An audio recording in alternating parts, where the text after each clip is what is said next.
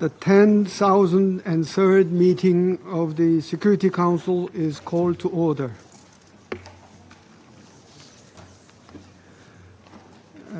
The provisional agenda for this meeting is the situation in the Middle East, including the Palestinian question.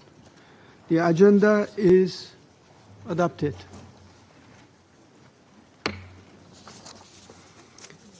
I would like to warmly welcome the Secretary General, distinguished President, ministers, and other high-level representatives present in the Security Council chamber. Your presence today underscores the importance of the subject matter under discussion. In accordance with Rule 37 of the Council's Provisional Rules of Procedure, I invite the representatives of Egypt, Kuwait, Norway, Qatar, Saudi Arabia, and Turkey to participate in this meeting. It is so decided.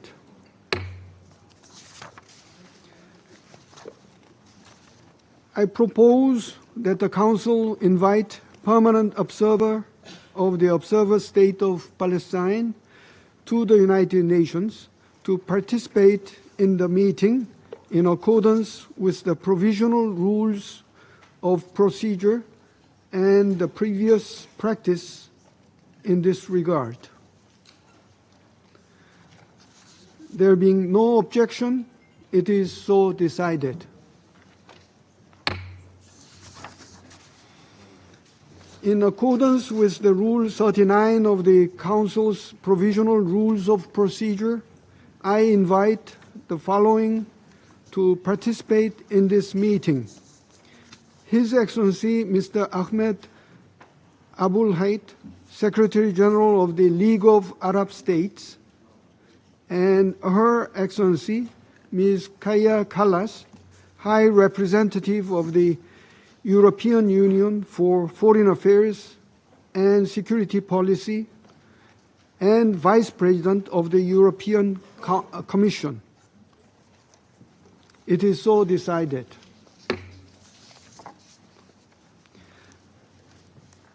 The Security Council will now begin its consideration of item 2 of the agenda. I now give the floor to the Secretary General, His Excellency Mr. Antonio Guterres. Mr. President, Excellencies, we are confronting one of the darkest chapters of the Israeli-Palestinian conflict.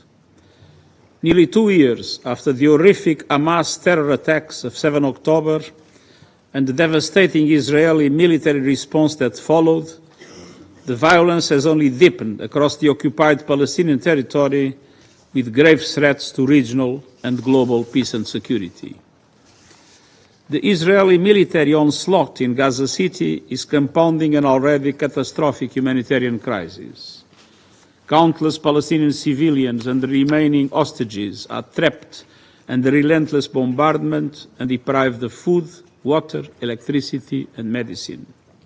Famine is a reality, with the population constantly forced to move and being starved. To call this situation untenable and morally and legally indefensible does not begin to capture the scale of human suffering. I have repeatedly appealed for an immediate permanent ceasefire, the immediate unconditional release of all hostages, and the immediate unconditional and unhindered humanitarian access.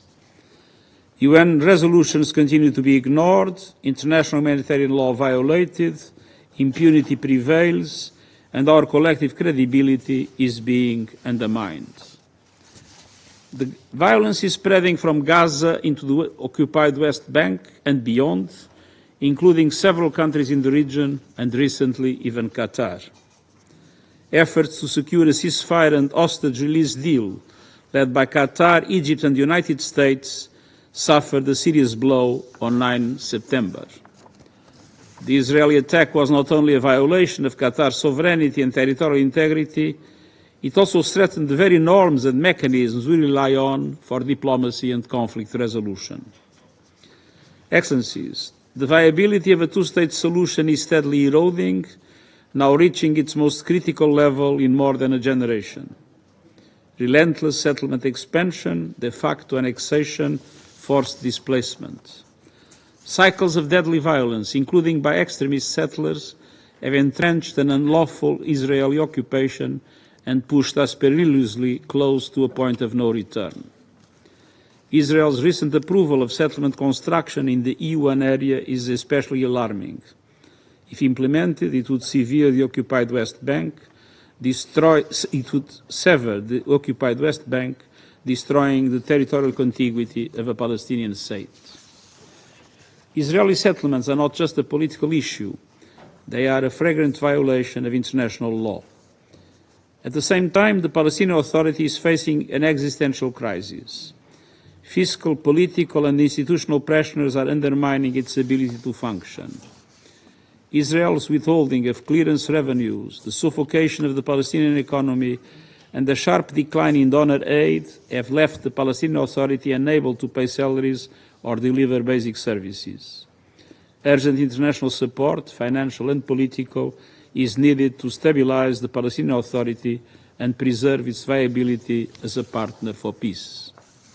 And yet, amid the darkness, a glimmer of hope emerged yesterday with the resumption of the high-level international conference on a two-state solution. I commend France and Saudi Arabia for co-chairing this important meeting and for helping to reignite political momentum. I welcome the recognition of Palestinian statehood by many more countries, including permanent members of the Council, France and the United Kingdom.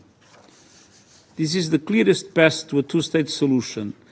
Israel, and an independent, sovereign, democratic, viable and contiguous state of Palestine, living side by side in peace and security on the pre-1967 lines, with Jerusalem as the capital of both states, based on international law and UN resolutions.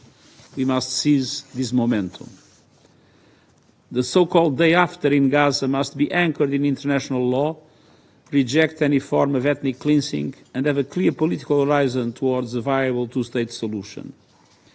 As I said to the General Assembly this morning, we must urgently reverse the dangerous trends on the ground. Relentless settler expansion and violence and the looming threat of annexation must stop. The calls of the International Court of Justice must be heeded, including for Israel to immediately cease settlement activities and end its unlawful presence in the occupied Palestinian territory. The illegal occupation must end. And we must support Palestinian institutions politically and financially to carry out essential reforms and ensure fiscal stability. Excellencies, a just and lasting peace will never be built through more violence. Peace demands a collective commitment to diplomacy, to international law, to the dignity of all people. There are actions that the Security Council must take. There are responsibilities each member of this council must uphold. We cannot let this fragile moment slip away. Thank you. I thank the Secretary General for his briefing. I shall now make a statement in my capacity as Minister of Foreign Affairs of the Republic of Korea. I thank again the Secretary General for his briefing. It is yet another stark reminder that the situation in Gaza stands as one of the gravest challenges to international peace and security. The immense scale of human suffering and the implications for regional stability demand our urgent and united attention. This is not an abstract challenge, but measured in lives lost every day. Nearly 2 years have passed since Hamas terrorist attacks on October 7, 2023. In that time, more than 64,000 people have been killed.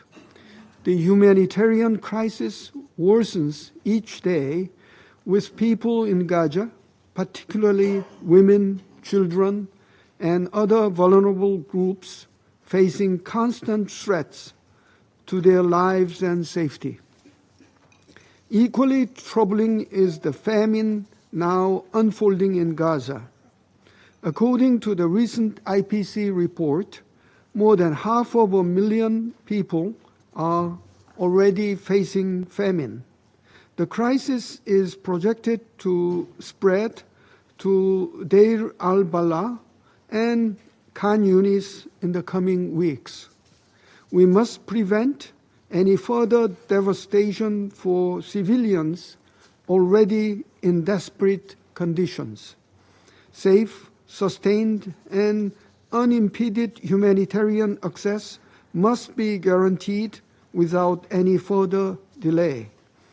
We call for the immediate lifting of all restrictions on the entry and distribution of humanitarian assistance.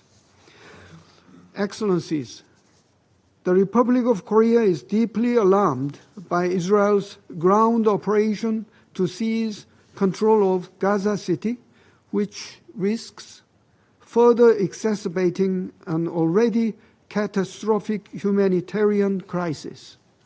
We are also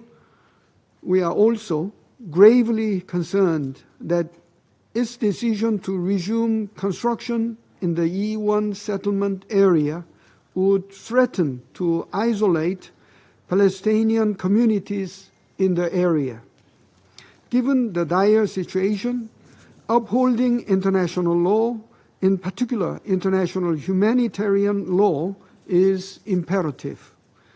These rules are not aspirational ideals, but binding obligations designed to safeguard human dignity, even in the darkest moments of conflict. We urge all parties to comply fully with these principles. In this difficult context, the Republic of Korea remains gravely concerned about Israel's recent attack in Qatari territory. This act is unacceptable. It not only violates the territorial sovereignty of the state of Qatar, one of the key mediating countries, but also jeopardizes ongoing negotiations to achieve an immediate ceasefire and secure the release of all hostages held by Hamas. We reaffirm our full support for the tireless mediation efforts of the United States, Qatar, and Egypt. We commend the unwavering commitment of Qatar's diplomatic mediation, which remains indispensable to ending the cycle of violence and creating a pathway toward stability. The Republic of Korea also reiterates its steadfast call for an immediate ceasefire and the unconditional release of all hostages. Securing their freedom, together with establishing a permanent and fully respected ceasefire, are indispensable steps towards a just and lasting peace. Excellencies, the Republic of Korea deeply understands the Palestinian people's aspiration to establish their own state. We believe that the two-state solution is the only viable pathway to resolve the Israel-Palestinian issue and to build lasting peace. The Korean government will continue to play its due role in the international community's growing efforts to build peace and stability in the region based on the two-state solution. Taking all considerations into account, Korea is committed to recognizing Palestinian statehood at a time when it would be genuinely conducive to realizing the two-state solution. As we deliberate today, let us not lose sight of our common goal, a Middle East where peoples of all walks of life can coexist in peace, security, and prosperity. Korea stands ready to contribute to alleviating civilian suffering, upholding the principles of international law, and helping to lay the firm foundations of a just and enduring peace for all. I now resume my functions as the President of the Council. I now give the floor to His Excellency, Mr. Mohammed Ishaq Dar, Deputy Prime Minister and Minister of Foreign Affairs of the Islamic Republic of Pakistan. Thank you, Mr. President. At the outset, I wish to express my gratitude to you, Mr. President, for convening this meeting. I welcome the participation of all distinguished ministers joining this important discussion today. I also thank Secretary General for his valuable briefing and thoughtful remarks. The Secretary General's voice has always been of wisdom and compassion in Palestine and beyond. To promote peace and alleviate human sufferings, we salute this dedication and devotion, Mr. Secretary General.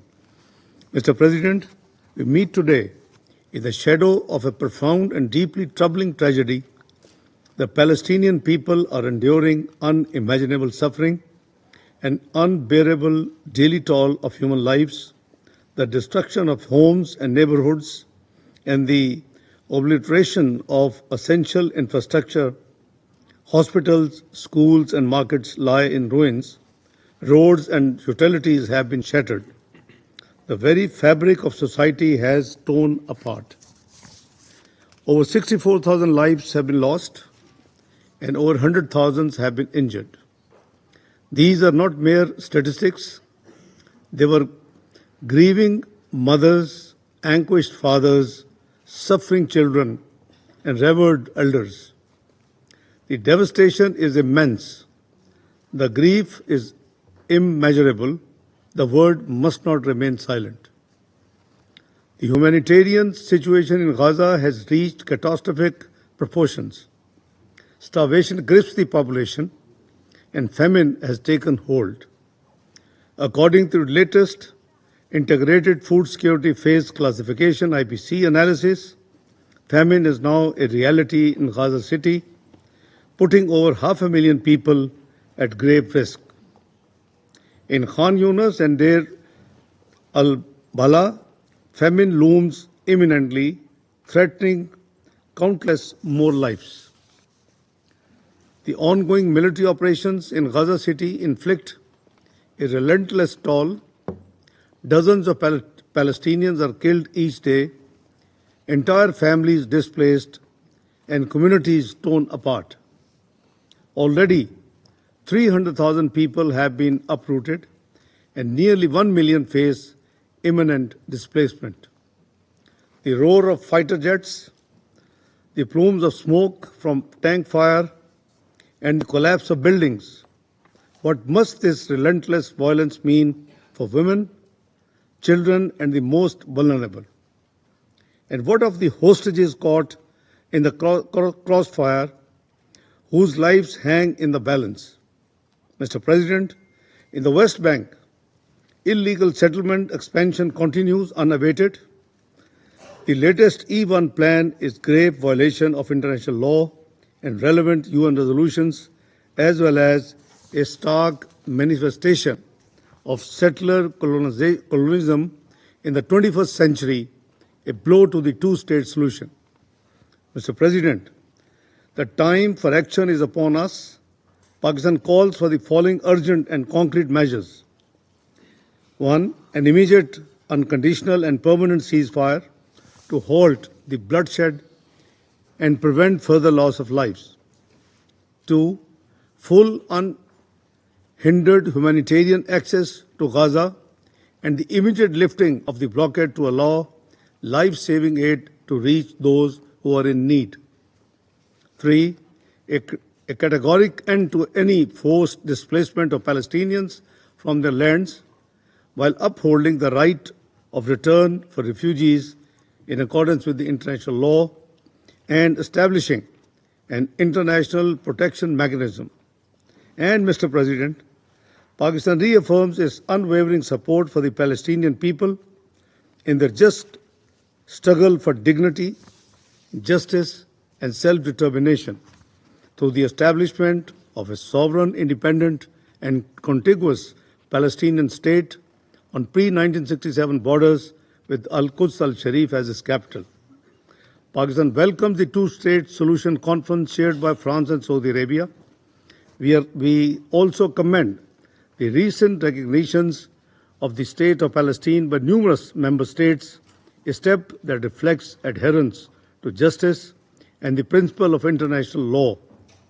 Pakistan had the honor to be among the first few countries to recognize the state of Palestine following the Declaration of Independence in 1988.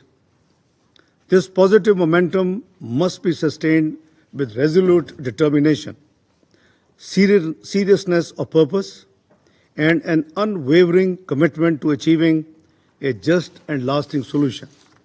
Mr. President, the people of Palestine are facing a crisis of historic proportion. Their suffering is a stain on our collective conscience.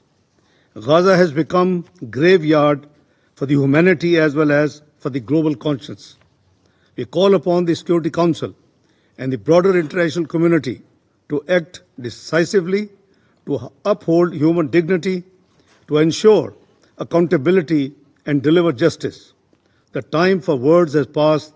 The time for action is now. Thank you, Mr. President, and thank you all. I thank His Excellency Mr. Dar for the statement. I now give the floor to Her Excellency Ms. Tanya Fayon, Deputy Prime Minister and Minister for Foreign Affairs of the Republic of Slovenia. President, and I thank the Secretary General for his briefing and his personal commitment to this issue. Mr. President, upon entering the UN Security Council, Slovenia felt the heavy weight of responsibility of this council to uphold international peace and security, a weight that translates to upholding international law and rejecting double standards, choosing global benefit over national interests, being ready for difficult conversations with partners and instead of silence. Everyone who enters this Security Council or is a permanent member of this body should know that membership entails a responsibility to act. And it does not matter whether a threat to peace and security is unfolding in Ukraine or in Gaza. In both of these conflicts, international law is disregarded blatantly and red lines crossed persistently. Excellencies, this year we again witnessed immense numbers of deaths among civilians in armed conflicts, with many of them being women and children, lives shattered by starvation and displacement. Let us be reminded we have built a system that should prevent atrocities, and we promised a never again. Yet what we saw this year was a Security Council paralyzed by disrespect of this Council's resolutions and disregard of decisions of international courts. Colleagues, we should stand up to this. When politicians facing charges for war crimes and crimes against humanity are walking free, while judges are put under sanctions, we cannot afford to remain silent without becoming complacent. Let me be clear, when all rules and obligations of the international system we had constructed fail, this itself is a threat to international peace and security. Mr. President, Gaza has become a textbook example of failure of international community. It has become a place in which people dread the nightfall and fear what a new day will bring. Gaza has become the deadliest place for children, the deadliest place for humanitarian and medical workers, and the deadliest place for journalists. The place of first ever proclaimed famine in the Middle East, marked by continuous offensives and strikes against hospitals, schools, homes, shelters, and holy places. It is defined by death and despair, and where hostages suffer and civilians count heartbeats left. Gaza is a man-made catastrophe which is live-streamed across the globe and sustained by those acting in contradiction to everything we stand for. And Mr. President, existence of reasonable grounds to conclude or finding that acts may amount to genocide are threats to international peace and security.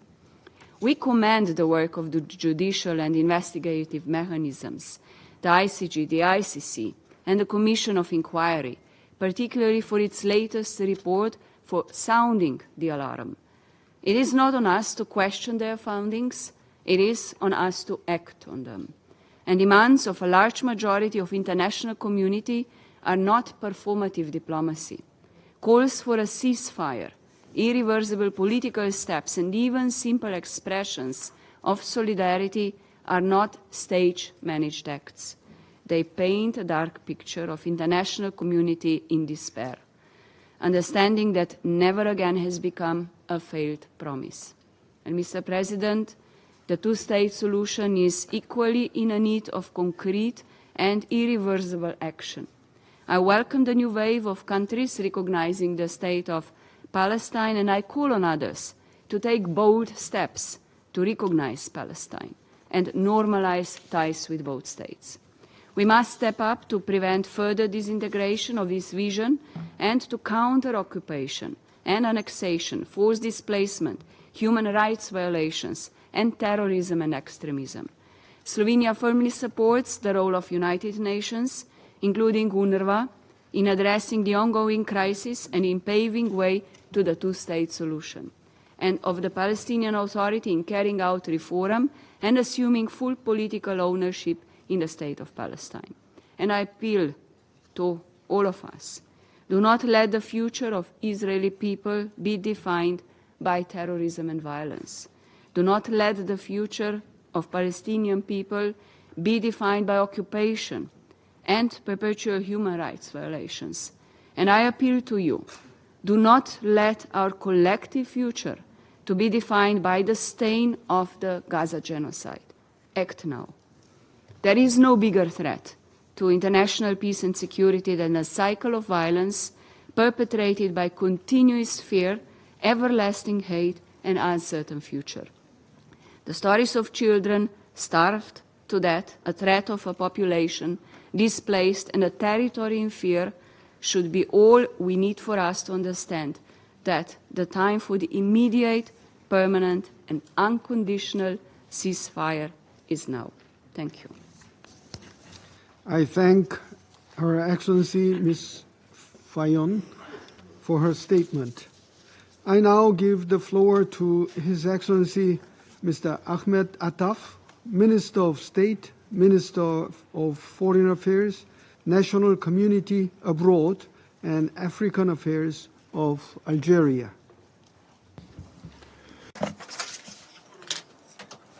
Thank you, Mr. President, for organizing this session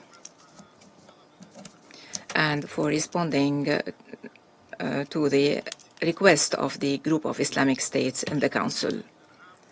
I also thank His Excellency, the Secretary General, Mr. Antonio Guterres, for his valuable briefing covering the recent developments in the Middle East. This region has become synonym to destruction and devastation, a synonym to injustice and oppression, a synonym to criminality in its harshest forms and manifestations. How can it not be so, while this region has known all these horrors, horrors that no other region has known for successive generations. Without any exaggeration and without any qualifications, the situation there is self-telling, whether be it regarding the Palestinian cause, particularly all the regional landscape in the Middle East in general. On the Palestinian level, we cannot deny anymore that Gaza, and for more than 2 years, have been witnessing a full-fledged genocidal war. This has been confirmed by the UN Commission of Inquiry. And there is no doubt today that famine is indeed occurring in Gaza after our organization has confirmed famine in Gaza officially. There is also no room for interpreting the designs for displacement, reoccupation, and the annexation of Gaza and the West Bank after the Israeli occupation started implementing these designs and announcing them blatantly and brazenly. On the regional level, the Israeli aggressions continue unabated. An Israeli aggression against Yemen, followed by an Israeli aggression against Lebanon, then an Israeli aggression against Syria, followed by an Israeli aggression on Iran. And a few days ago, yet another Israeli aggression against the state of Qatar. Needless to say that this list might expand even further following the threats against other countries in the region. This is the unjust and tragic situation that the Israeli occupation is trying to entrench. The Israeli occupation is opening new fronts of aggression, one front after the other. This council does not have to solve riddles anymore, now that the Israeli occupation itself is boasting about its achievements. The Israeli aggression is first aiming at undermining any prospect for the establishment of an independent, sovereign Palestinian state, not on the ground alone, but also in the minds of people, if possible. Second, the Israeli occupation aims at redrawing the borders in the region based on its imagination and its illusions, basing itself on the most dangerous myth, which is the myth of Greater Israel. Third and last, the Israeli occupation aims at entrenching its absolute monopoly over the region and at having the final say in that region, to attack whomever they want, whenever they want, and however they want. They give no regard to international law, nor to the UN Charter, and not even to the merest rules and customs related to civilized coexistence. Beyond all that, the Israeli occupation dares to promote their lies. They say that the Palestinians want them out, while they deny their right to exist, their right to life, and their right to build their own independent sovereign state. The Israeli occupation dares to promote their propaganda, claiming that they are alone, surrounded by enemies who want to destroy them, while they have been acting arrogantly against all the countries of the region. In addition to all the above, the Israeli occupation is claiming to be a shrine for democracy and the rule of law in the region, while they have proved for the whole world that they are the greatest danger to right and to law, and that they are the gravest threat threatening security and stability in the region and international peace and security. The tragedies and horrors that the Middle East is facing today require us to reconsider peace and security in the region and to approach them differently from a more comprehensive perspective that accepts no fragmentation. The issue of security in the Middle East did not start on the 7th of October 2023 in order to be associated and reduced to that date. That would be unjust and biased. The history of the region runs parallel to the history of this organization. It proves that the Palestinian cause remains the central cause that cannot be obliterated, that cannot be ignored, and cannot be marginalized. Today, we see for ourselves how attempts at liquidating this cause only added to its legitimacy and made it the most just cause on the planet. The history of the region is carved into the resolution of this Council. This history proves that there is no alternative to the two-state solution and to the establishment of the state of Palestine along the borders of 1967 with Al-Quds al-Sharif as its capital. This is the just, lasting, and final settlement of the Israeli-Palestinian crisis or conflict. Today, we also see for ourselves how the designs to obliterate this state only made it more resolute through the diplomatic recognitions. Algeria welcomes these recognitions and calls for strengthening them in order to grant the Palestinian state full membership in our organization. The history of the organization is also rooted in international legitimacy. This history proves that there is no alternative to putting a final end to the exceptional, unjust treatment granted to the Israeli occupation, including impunity, non-accountability, and no punishment. And today we also see for ourselves how the overwhelming majority of the member states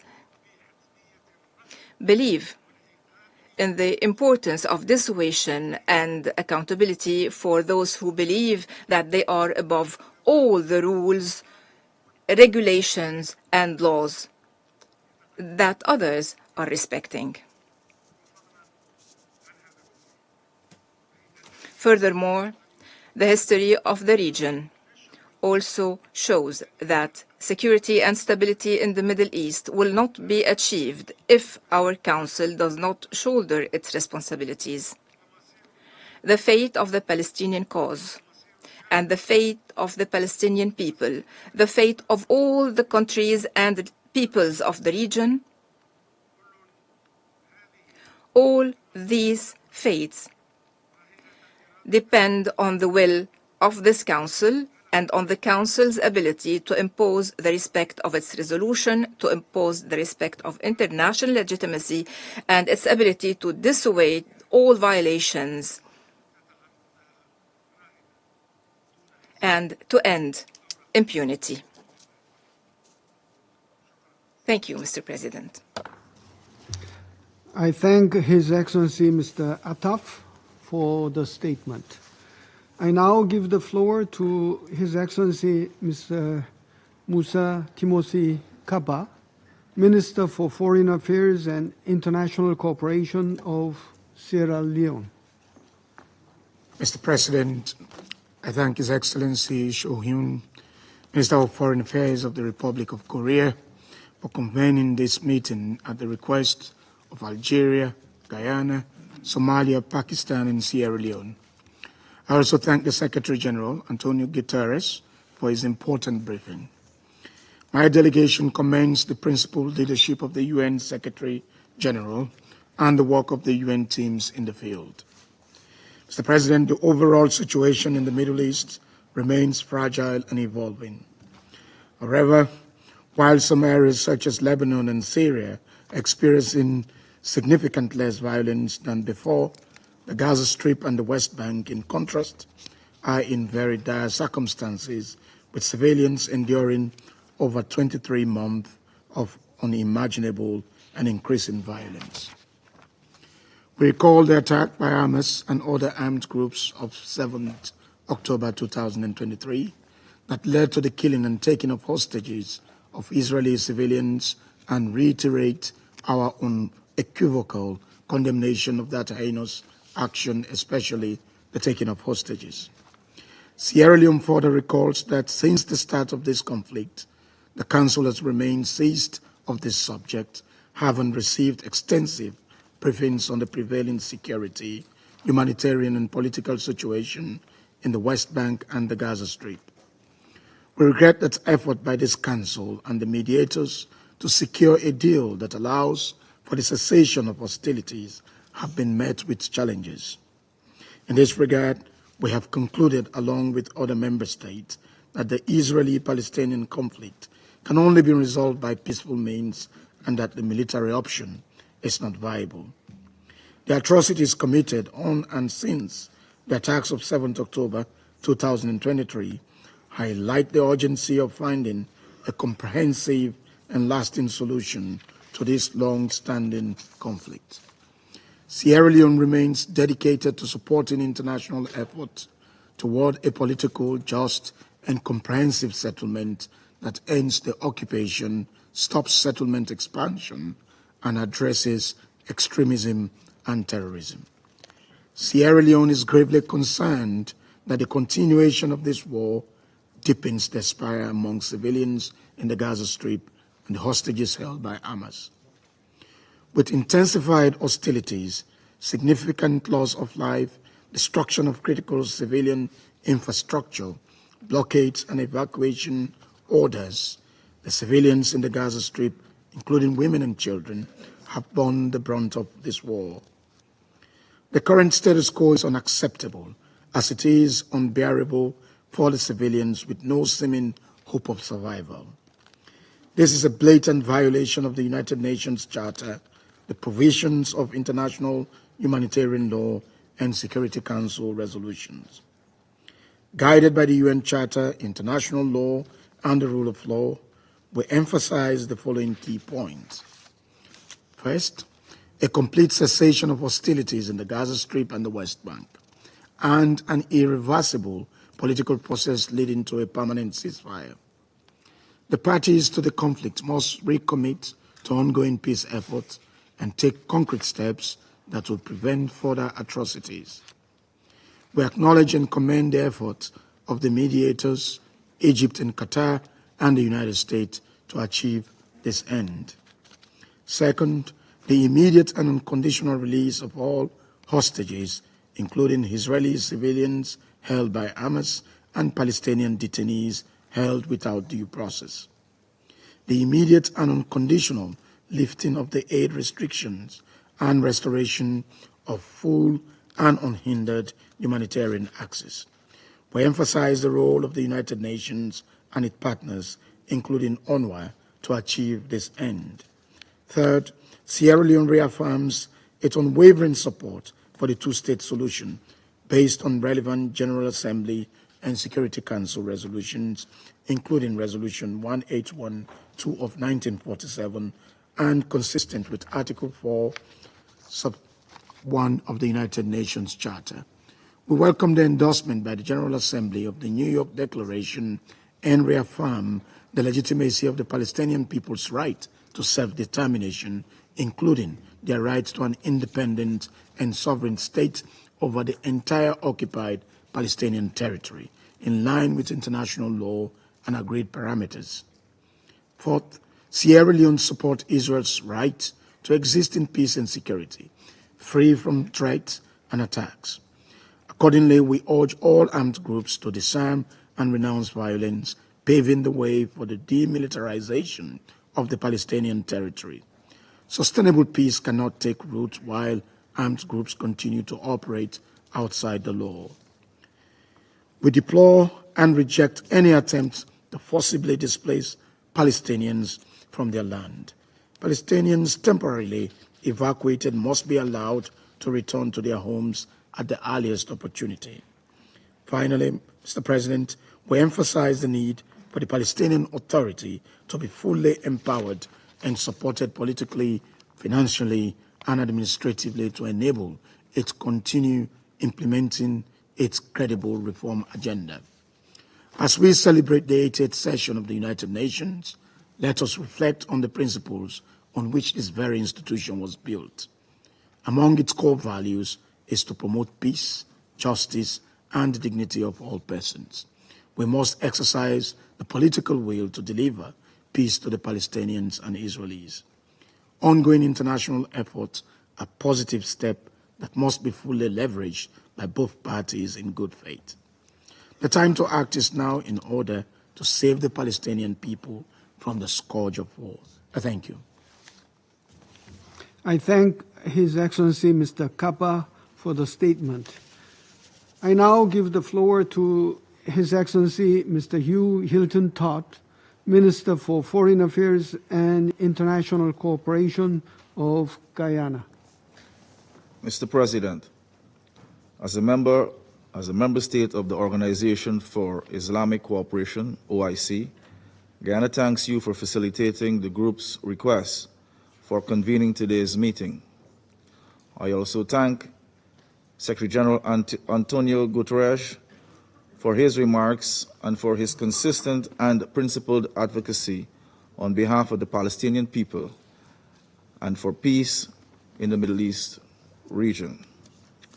Mr. President, the protracted Israeli aggression against Palestine cannot continue to be a defining feature for the politics in the Middle East.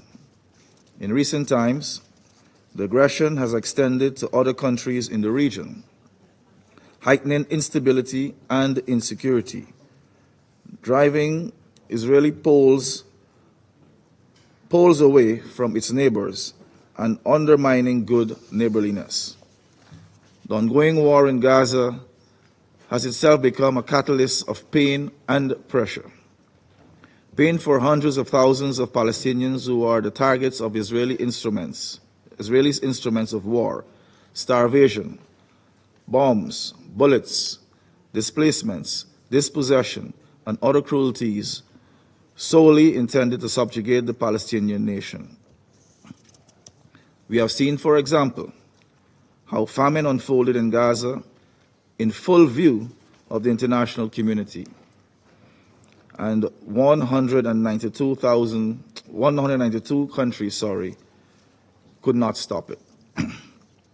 The war in Gaza has also become a catalyst for pressure, political pressure, which seems to be the only way the occupying power might respond to the international outcry against the genocidal acts being perpetuated against Palestinians. Guyana calls on the member states of the United Nations to ensure that their engagements with the State of Israel do not in any way contribute to prolonging the war in Gaza and the Israeli oppression of the Palestinian people.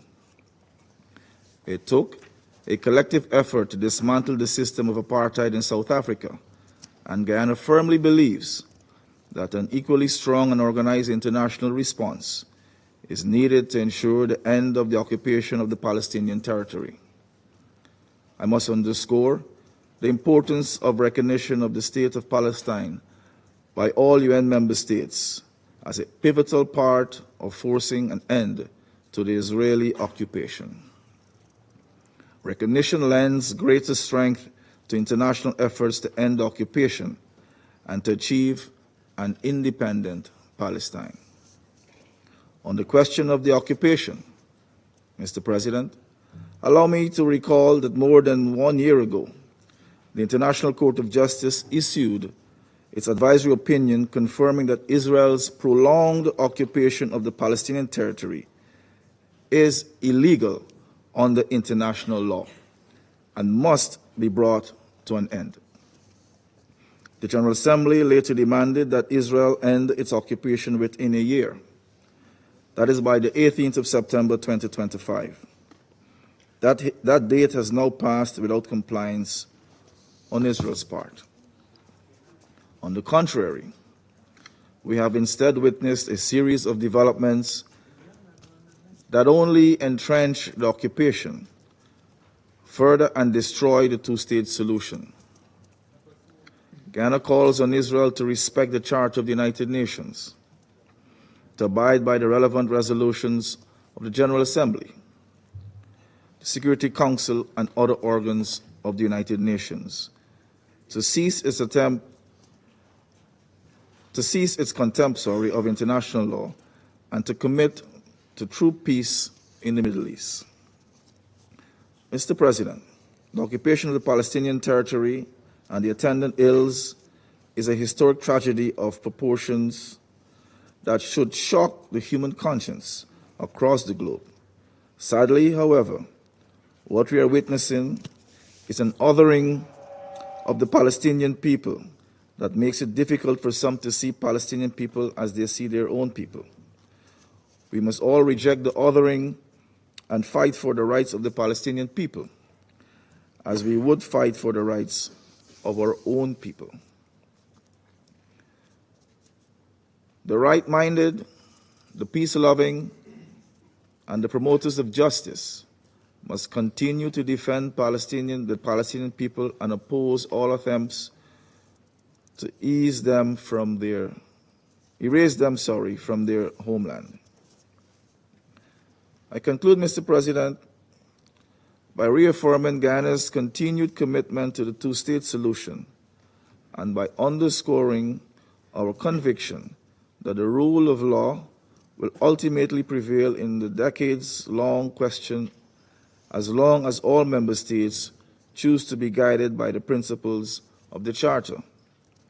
I also reiterate the calls we have consistently made over the last 2 years for a ceasefire in Gaza. For the release of all hostages held in Gaza and Palestinian detainees held in Israeli prisons, for the unimpeded humanitarian access in Gaza. I also call on Israel to cease all its actions that are dismantling the two-state solution and the possibility of peace in the Middle East region. I thank you. I thank His Excellency Mr. Todt for the statement. I now give the floor to His Excellency Mr. Lars Løkke Rasmussen, Minister for Foreign Affairs of Denmark. Thank you, Mr. President. At the outset, I want to thank Mr. Cho Hyun, Minister of Foreign Affairs of the Republic of Korea, for convening this meeting. And I also want to thank the Secretary General for his very insightful briefing. Through the chaos of this abhorrent war, he has consistently raised his voice and that of the United Nations in support of peace, and Denmark commend this kind of leadership. And I would also like to take this opportunity to thank the tireless efforts and sacrifice of the UN staff on the ground. Colleagues, I'm speaking to you today not only as the Minister of Foreign Affairs of Denmark, and by so a politician responsible to the people of Denmark, but also as a member of this Council responsible for the maintenance of international peace and security, and as a grandfather responsible to my grandchildren, who I'm totally convinced one day will ask what I did, what we did, in the face of such immense suffering. Colleagues, I ask you today, how will we answer them? That we stepped up and met the challenge of peace, or that we idled in inaction and watched helplessly as the horrors unfolded? Mr. President, nearly 2 years have passed since the war in Gaza began. It was unleashed by the horrific terrorist attack by Hamas on the October 7th, an attack that tore through Israeli families, that left parents without children, children without parents, a nation wounded to its core, hostages and their families going through unimaginable suffering. Denmark has condemned this attack in the strongest terms possible, and we will continue to do so, just as we will continue to insist on the immediate and safe release of every hostage. Denmark considers itself as a long-standing friend of the people of Israel. Israel has the right to defend itself against terrorism. This I have always supported, and this I will continue to support. But friends also have to speak the truth to each other. And today we must face the fact that Israel's war in Gaza has created a humanitarian catastrophe of unbearable scale. Israel must comply with international law, including international humanitarian law. The human suffering in Gaza must be brought to an end, and it must happen now. Tens of thousands of civilians have already been killed, including over 18,000 children. This constitutes a classroom of children every day. It constitutes a humanitarian and human failure of unprecedented scale. We are witnessing an ongoing expanding military operation in Gaza City. Children starving with no access to clean water or medicine. Doctors forced to amputate without sedation. Mothers powerless to feed their babies. A famine unfolding before our eyes. While the World Food Programme alone has enough food to feed Gaza for months waiting at the border. This is also why Denmark, on behalf of the E10, coordinated a resolution for this Council just last week. The resolution demanded a ceasefire, the release of all hostages, and that the government of Israel immediately lift all restrictions on the entry of humanitarian aid into Gaza in line with international humanitarian law. These are demands that the international community has reiterated on multiple occasions, including just yesterday in the General Assembly. And I deeply regret that the resolution did not receive the support of all 15 Council members. But today I restate these demands. Israel must change its course immediately. The war in Gaza must end.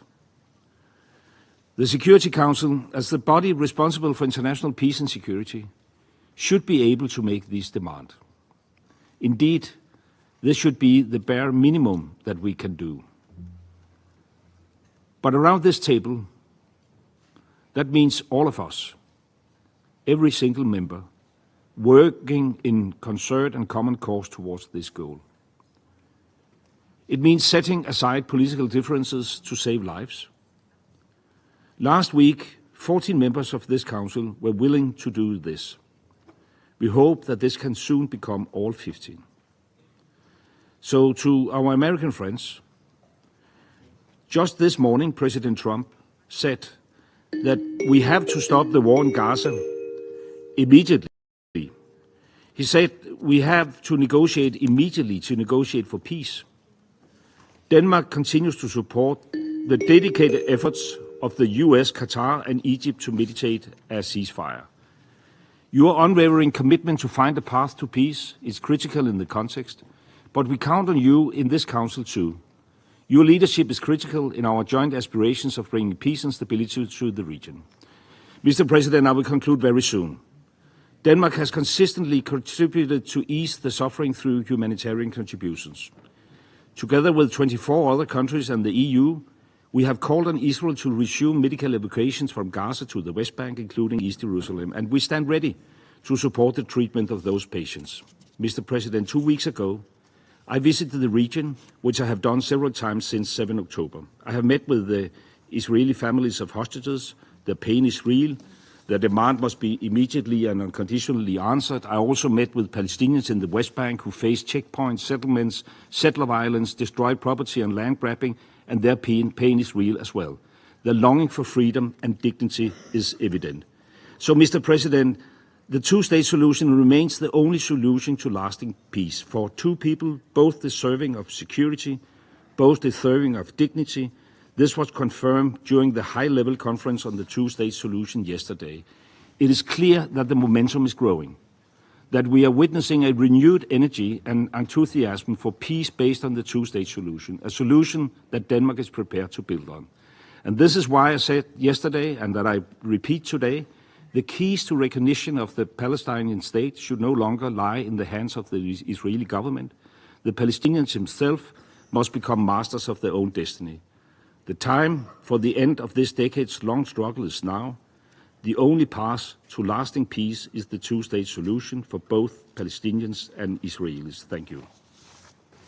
I thank His Excellency Mr. Rasmussen for the statement. I now give the floor to Her Excellency Ms. Yvette Cooper, MP, Secretary of State for Foreign, Commonwealth and Development Affairs of the United Kingdom. Can I thank the President today and also the Secretary General for the briefing at the beginning of this crucial session. Yesterday, alongside other ministers here in New York this week, I hosted a session to hear from doctors who have recently returned from Gaza. And the stories they told would stay with me forever.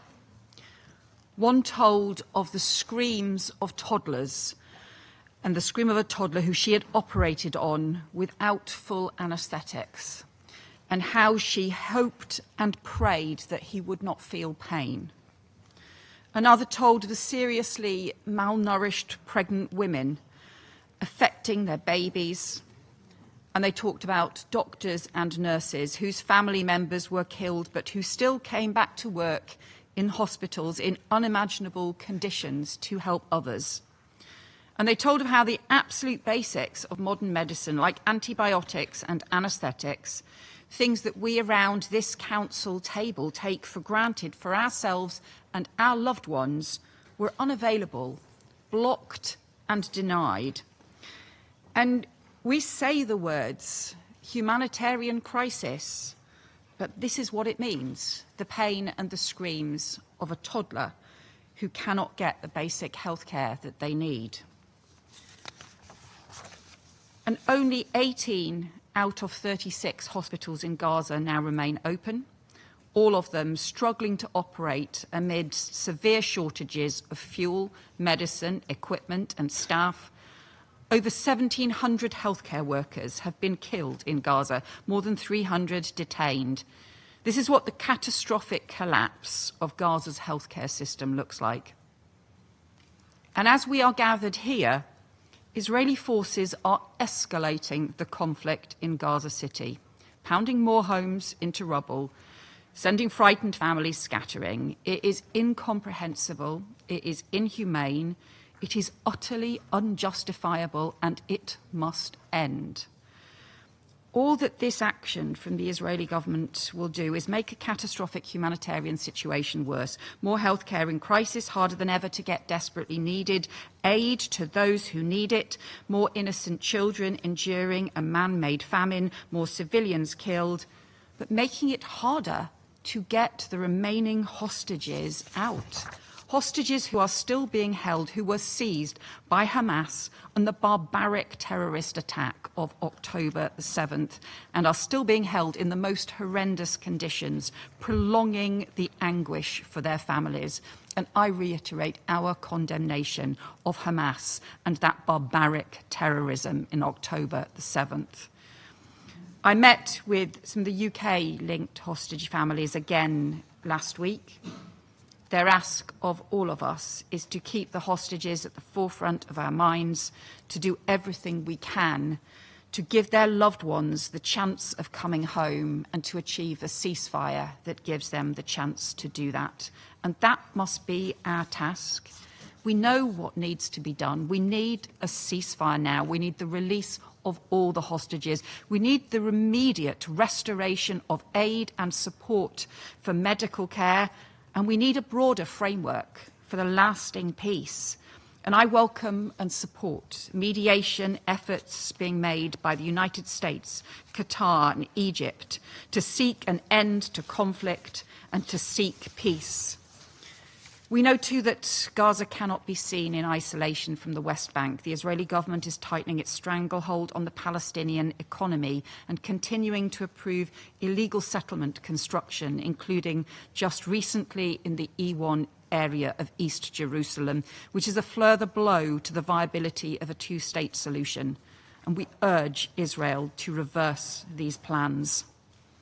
After 2 years of bloodshed, I believe the world is united in wanting this awful war to end, united in wanting all the hostages released, united in rejection of any role for Hamas in the future of Gaza or the future of a Palestinian state, united in wanting Israel to unblock aid and end the humanitarian catastrophe, and united in wanting a better and more peaceful future for the region, with the reconstruction of Gaza, the dignity for its people, and a new era of relations to support their collective security. And that future must be based on a two-state solution. The UK's historic recognition of the state of Palestine this week is part of our commitment to peace, part of acting to protect the viability of the two-state solution as the only path to a just and lasting peace and to security for Palestinians and Israelis alike, part of rejecting extremist ideas on all sides, which involve too often fantasies of the destruction of the state of Israel or expulsion of the Palestinian population. We reject both of those, and part of our wider effort to work with partners on a long-term peace, not just to halt the immediate crisis, but an advance and a pragmatic plan for what comes next. None of this can happen without an immediate ceasefire, and that is where all of this has to start. One of the doctors yesterday described the impact on children of growing up in trauma and devastation. And those will be the consequences on generations to come if we do not act now. We owe it to all of those children growing up in Gaza, across Palestine, across Israel. We owe it to all of them to build a better future. The time for peace is now. Thank you. I thank Her Excellency Ms. Cooper for the statement. I now give the floor to His Excellency Mr. Georgios Gerapatritis, Minister for Foreign Affairs of the Hellenic Republic. Thank you, Mr. President. I would like to thank you personally for convening this important meeting today at a very critical moment for the Middle East. Distinguished colleagues, what we have been witnessing in the Gaza Strip, words fail to describe. The humanitarian catastrophe is ongoing. For almost 2 years, the civilian population has endured conditions that are unsustainable and deeply concerning. No one should be compelled to live under such circumstances.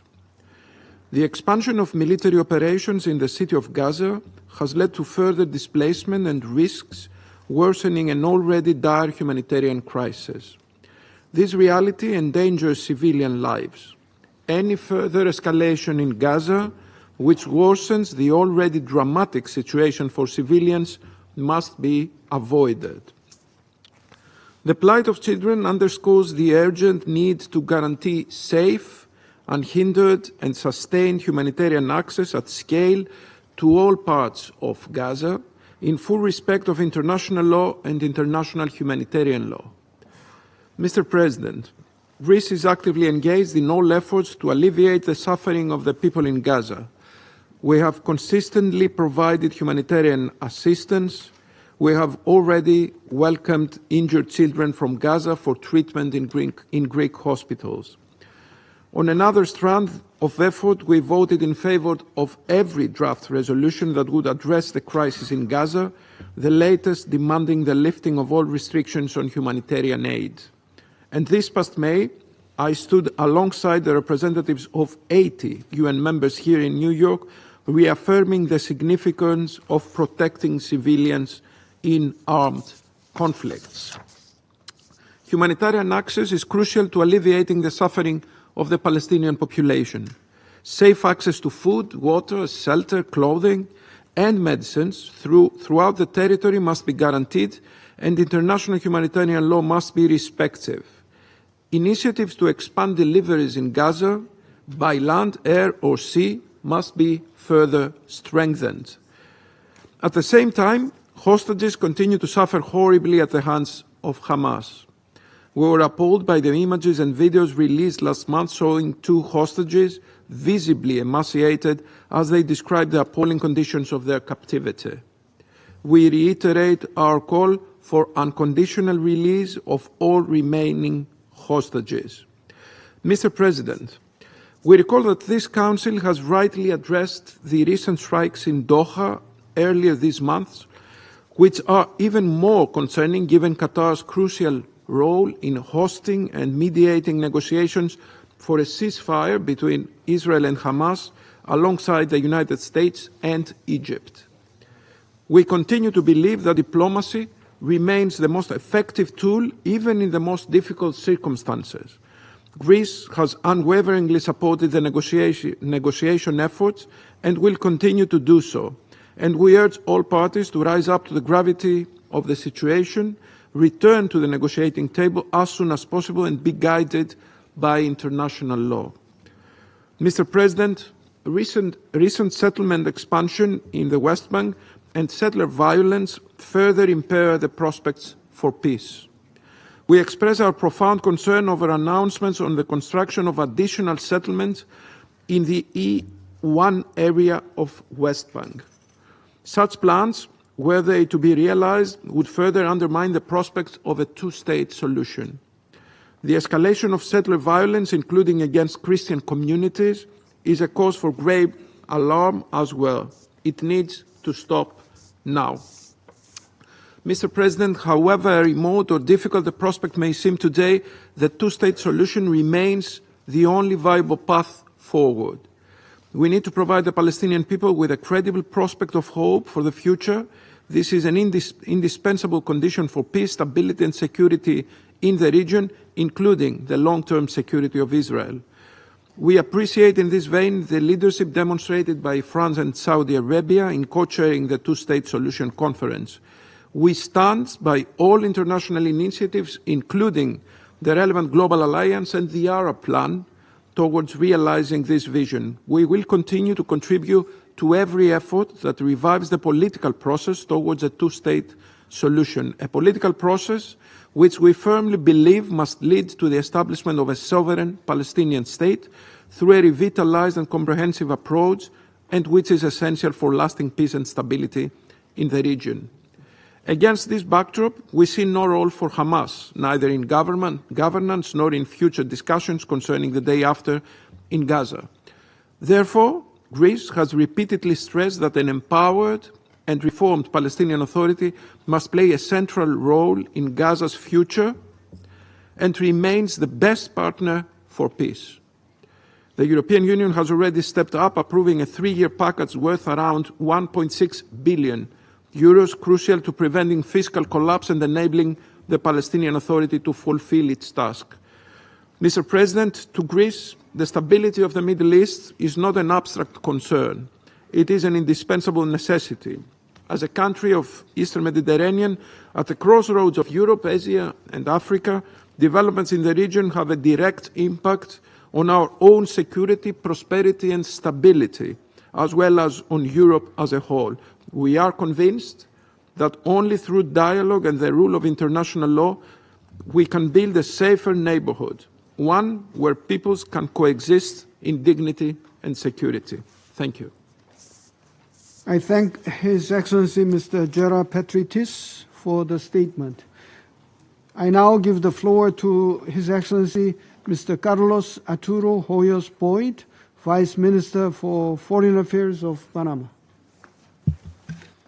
Señor President, Panama is grateful for the convening of this briefing at the request of the delegations of Algeria, Guyana, Pakistan, Sierra Leone, and Somalia. We would also like to express our thanks to His Excellency Antonio Guterres, UN Secretary General, for his briefing, which strengthens this Council's obligation, in line with the United Nations Charter, to respond with unity and responsibility, given the scope of the catastrophic situation unfolding in the Palestinian territories. For more than 7 decades, the Israeli-Palestine conflict has been characterized by a lack of political will to resolve its root causes, paving the way only to mistrust, extremism, and violence. The consequences of this lack of political will were brutally exposed on the 7th of October 2023, with the atrocious attacks carried out by Hamas, which we strongly condemn once again, and which claimed the lives of more than 1,200 people and kidnapped another 251 people, of whom it is believed that 20 are still alive, suffering in the darkness of tunnels, deprived of contact with their families and the most basic dignity. That episode only triggered a spiral of violence that led to an unprecedented war, given its scale of devastation in the Gaza Strip.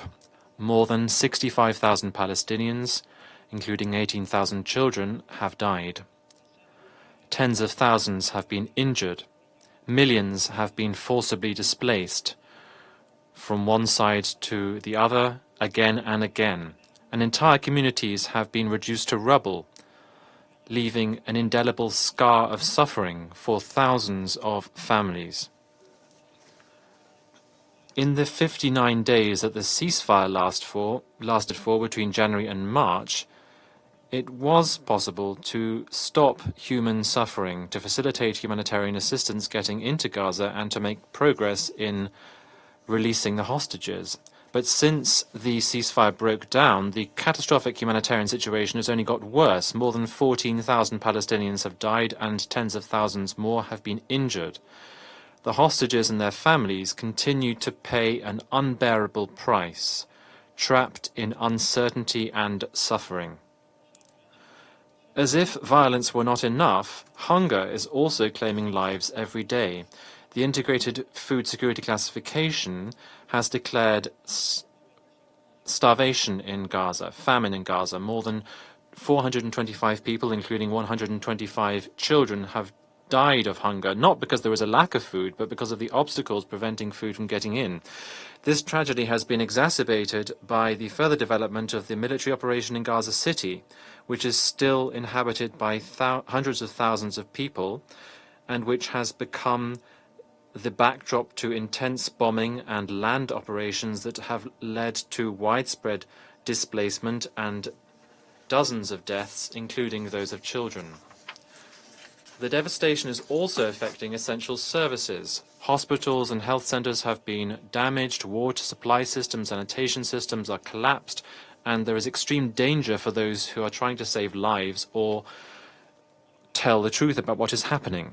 Humanitarian staff and journalists, of whom hundreds have been victims of the violence, nevertheless continue to carry out their work in unbearable conditions and under constant threat.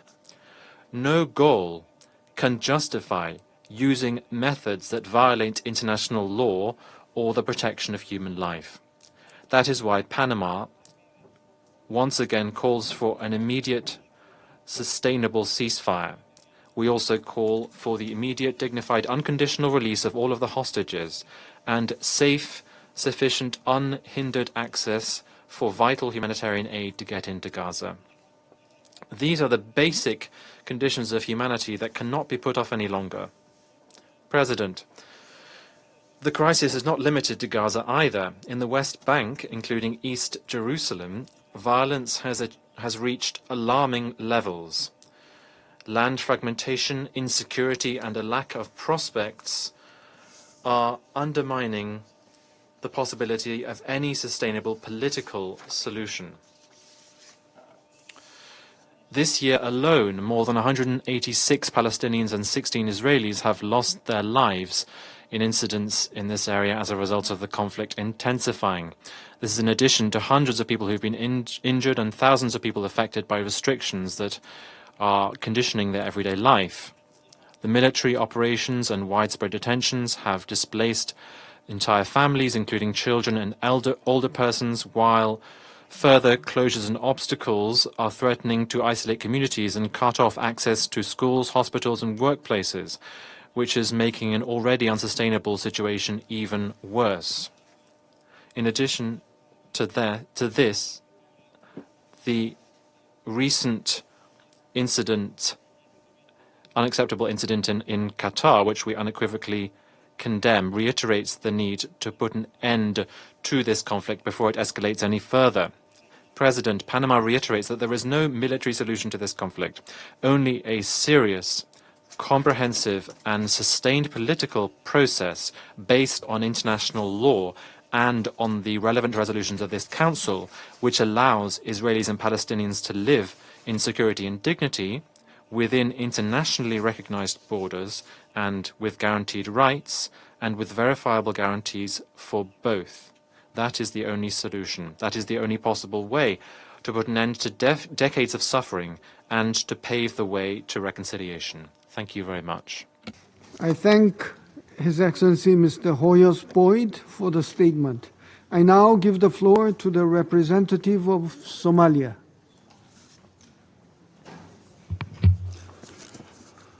Thank you, Mr. President. At the outset, I would like to thank the Korean presidency for convening this meeting based on the request from the OIC members of this council. I would like to welcome all the distinguished ministers participating in this meeting today. I would also like to express our gratitude to the Secretary General for his briefing. Mr. President, we remain gravely concerned about the continued escalation of Israeli military operations in Gaza. As we speak, these military operations are expanding rapidly, and for the 2 million people still trapped in Gaza, it's a death sentence, literally and figuratively. Since this war began, over 65,000 Palestinians have been killed, the majority of them women and children. Last month's IPC report has removed all doubts about what's happening in Gaza. Famine is no longer looming. It is taking place now. It is taking place now in front of our all eyes. The death of children from hunger and disease is not a forecast. It's a daily reality. Let us be absolutely clear. This is a man-made disaster created through siege, blockade, and systematic obstruction of humanitarian aid. The starvation of civilians as a method of warfare is prohibited, and the use of hunger as a collective punishment is a grave violation of international law. We must act with moral clarity. The International Court of Justice advisory opinion unequivocally reaffirmed the legal obligations of all states regarding the occupied Palestinian territory. These obligations are binding and they must be enforced. The blatant disregard for these binding decisions, including the provisional measures issued in January and March of this year, is a direct challenge to the international legal order. In that regard, I would like to make the following points. First, we reiterate our call for an immediate, unconditional, and permanent ceasefire. It's clear that there is no military solution to this conflict. Somalia recognizes and supports the ongoing ceasefire efforts led by Qatar, the United States, and Egypt, and commends their unwavering commitment. The Israeli airstrikes on residential areas in Doha, the capital of Qatar, on September 9th mark a grave and perilous escalation. It's appalling that this military airstrike unfolded when negotiators were engaged in talks over a US-backed ceasefire proposal. We stress that mediators must not be targeted, but they should be protected to ensure a pathway to peace remains viable. Second, my delegation calls for the immediate and full restoration of humanitarian access for all UN agencies, including UNRWA, throughout Gaza. Israel, as the occupying power, bears the legal responsibility under international humanitarian law, including the Fourth Geneva Convention. Somalia reiterates its call for the immediate release of all arbitrary detainees to return to their families and loved ones. Third, we must revive a credible political track towards the recognition of the State of Palestine as full member of the United Nations, and stress the importance of the unification of Gaza and West Bank under a single Palestinian Authority. We call for international support for the reconstruction and development in the Palestinian territories, including Gaza. There is no doubt that addressing the root causes of the conflict begins with the end of the occupation and the establishment of a sovereign, independent state of Palestine with Al-Quds al-Sharif as its capital in accordance with relevant UN resolutions.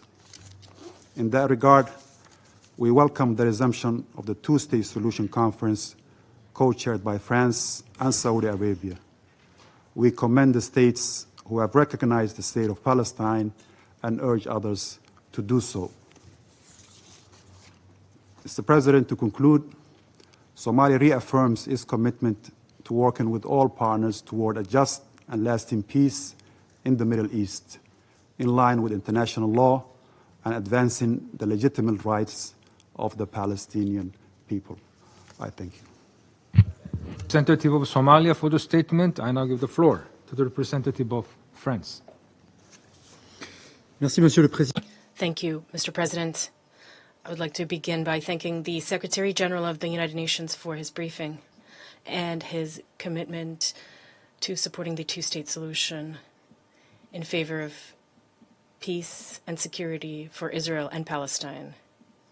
Yesterday, from the podium of the United Nations General Assembly at the Conference for the Two-State Solution, the President of the French Republic forcefully reminded us of what unites us: the urgency of ending the war in Gaza and giving peace a real chance. Today, at the Security Council, it is our collective responsibility to translate this demand into concrete decisions. Mr. President, France unequivocally condemns the terrorist attacks of October 7th, 2023. Nothing can justify terrorism. France also condemns the brutal attacks on innocent lives in Gaza, where hundreds of thousands of human beings have been plunged into hunger, fear, and mourning. France also rejects the unacceptable prospect of the forced displacement of the Gazan population. The expansion of the Israeli military offensive into Gaza City over the past week only inflicts further suffering on the population of Gaza. It is our duty to build a realistic alternative, faithful to our values and in accordance with international law. As famine continues to gain ground in the Gaza Strip, France is deeply concerned that this council failed to reach agreement last Thursday to call for a response to the humanitarian emergency. France's message is clear. All lives are equally valuable and all lives must be protected. The immediate and unconditional release of hostages still held by Hamas is a priority. This demand must go hand in hand with a permanent ceasefire in Gaza to end the suffering of the population in Gaza and allow for the safe, large-scale, and unhindered delivery of humanitarian aid. Mr. President, yesterday, the President of the French Republic announced France's recognition of the State of Palestine. This gesture reflects a profound conviction. The security of Israel and justice for the Palestinians are inseparable. They can only be guaranteed through the coexistence of two sovereign and democratic states living side by side in peace and security, with Jerusalem as their capital. This decision, shared by many other countries, opens a political path that we must consolidate. This path is structured around a roadmap, the New York Declaration, which France, along with Saudi Arabia and many partners, submitted and had adopted by the General Assembly, thanks to the support of 142 states. This roadmap is based on two essential stages. The first, the emergency phase, aims to secure the release of hostages, the cessation of hostilities, and large-scale humanitarian access. We call on all parties concerned to resume negotiations as soon as possible and in good faith. In this regard, we commend the tireless mediation efforts of Qatar, Egypt, and the United States. The second stage is stabilization and reconstruction. A transitional administration excluding Hamas must be established in Gaza under the auspices of the Palestinian Authority, supported by the international community. It must ensure security, undertake the effective disarmament of Hamas, and address the urgent needs of the population. France, together with its European partners, stands ready to contribute, including through participation in an international stabilization mission to be decided by this Council at the appropriate time.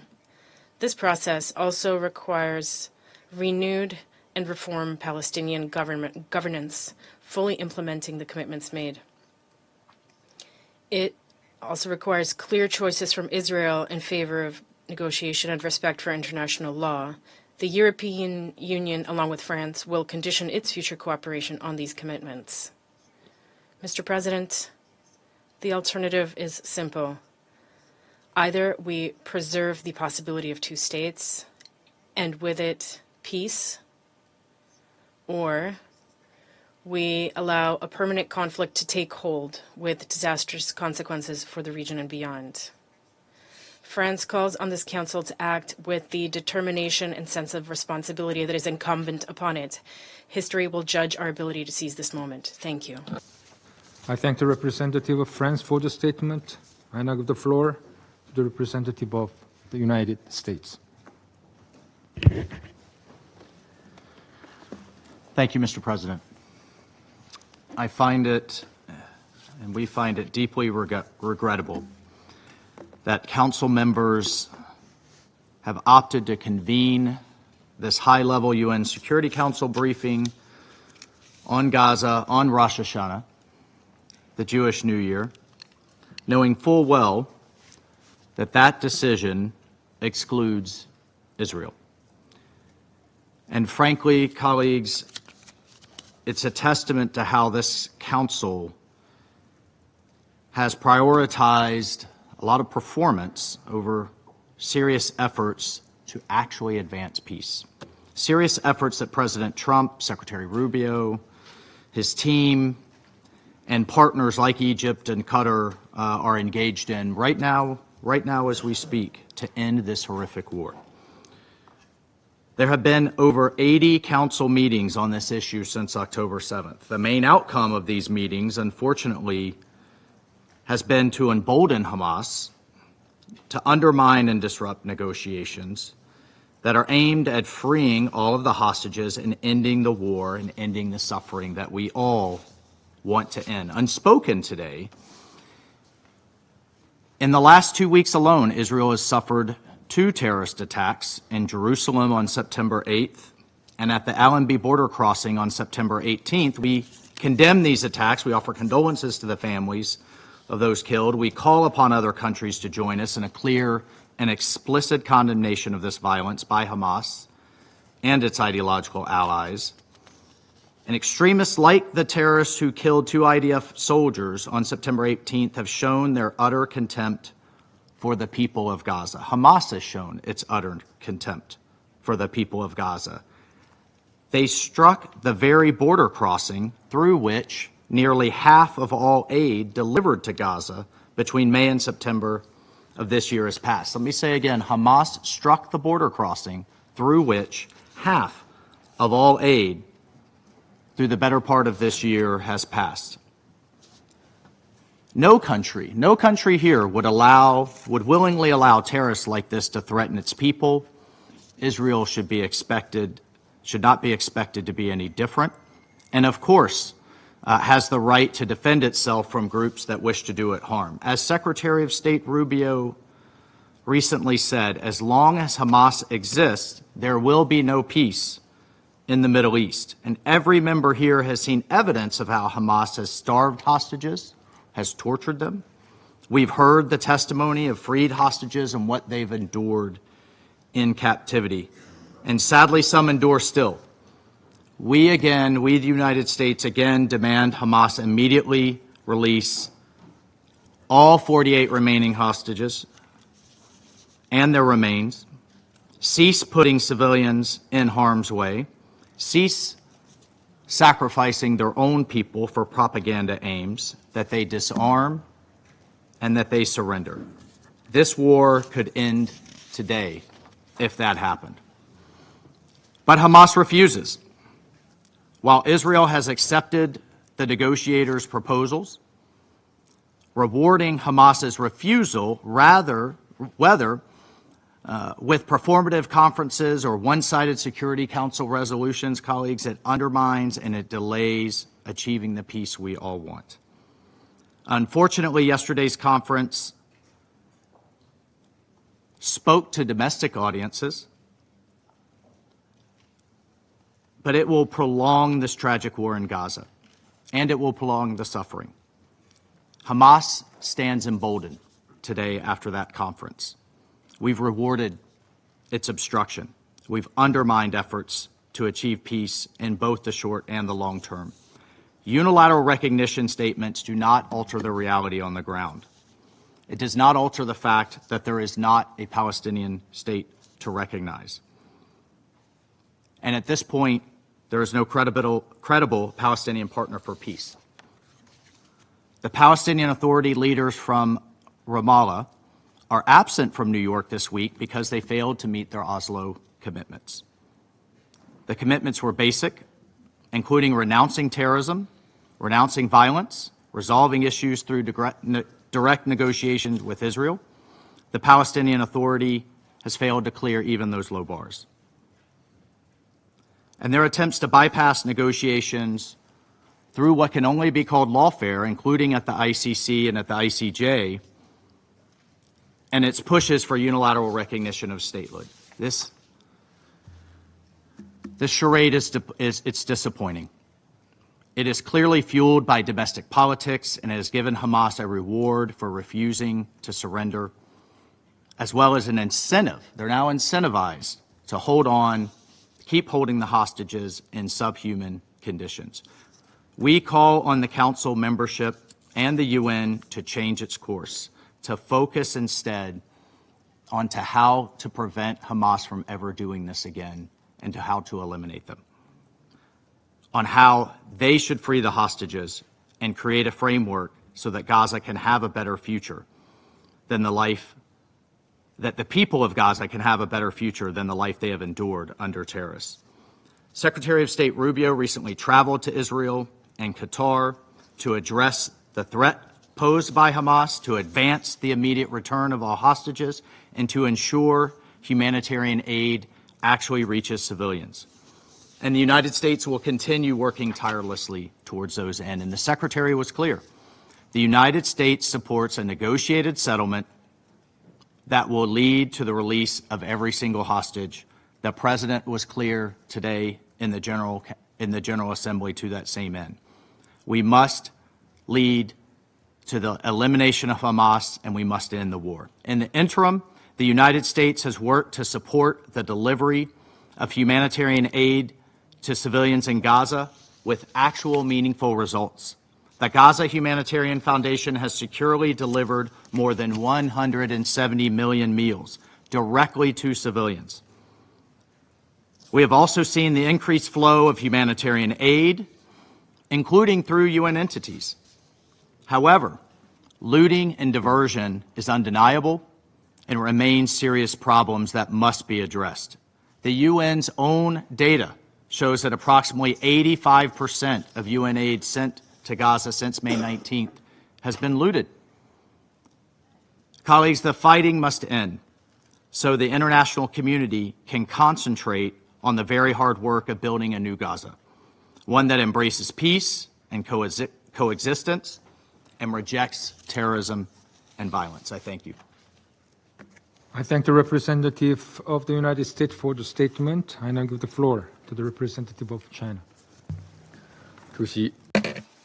President, I thank Algeria, Guyana, Pakistan, Sierra Leone, and Somalia for their initiative to convene this meeting, and thank Secretary General Guterres for his briefing.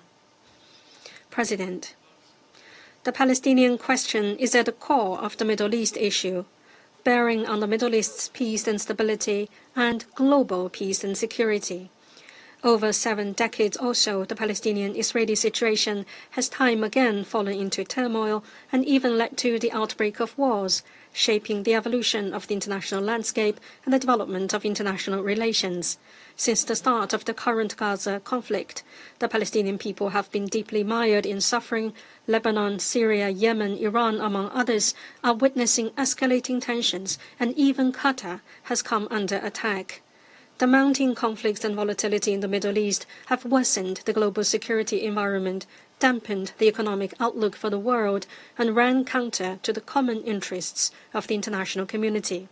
It is therefore imperative to accord this issue the utmost importance and accelerate the resolution of the Palestinian question, which lies at the heart of the current turmoil. I will make 4 points. First, we must bring an end to the tragedy in Gaza without delay.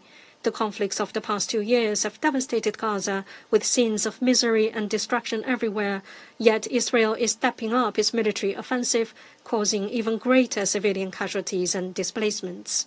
Military means are not the solution to the problem. An immediate ceasefire is the right way to save lives and bring hostages home. We urge Israel to cease all military actions in Gaza without delay, fulfill its occupying powers' obligations under international humanitarian law, and fully restore access for humanitarian supplies. Last week, the Security Council's draft resolution on Gaza was vetoed once again by a permanent member. With deep disappointment, we expect the relevant country to effectively shoulder its responsibility and make earnest efforts to end this war. Second, we must de-escalate tensions in the West Bank. Israel continues to expand settlements in the West Bank, forcibly demolish Palestinian structures, conduct frequent searches, arrests, and raids, and condone settler violence. The occupying power has recently approved and advanced the E1 settlement plan. This dangerous act gravely violates international law and Security Council resolutions, undermines the territorial contiguity of Palestine, and erodes the foundations of an independent Palestinian state. We call on Israel to immediately cease all settlement activities, curb settler violence, and lift restrictions on Palestinian economic activities. Third, we must rectify the historical injustices suffered by the Palestinian people. Israel has long established itself as an independent state. The Palestinian people, however, remain without a homeland. This is the root of the problem. The two-state solution as the only viable way to solve the Palestinian question is irreplaceable and must not be denied. Yesterday, the Younger High-Level International Conference on a Two-State Solution once again issued a strong call in support of the two-state solution. A number of Western countries have recently recognized the state of Palestine one after another. The international community should sustain the current momentum, strive to revitalize the prospect for the two-state solution, and support the early establishment of an independent Palestinian state and its early admission as a full member state of the United Nations. Both Gaza and the West Bank are inalienable parts of the Palestinian territory.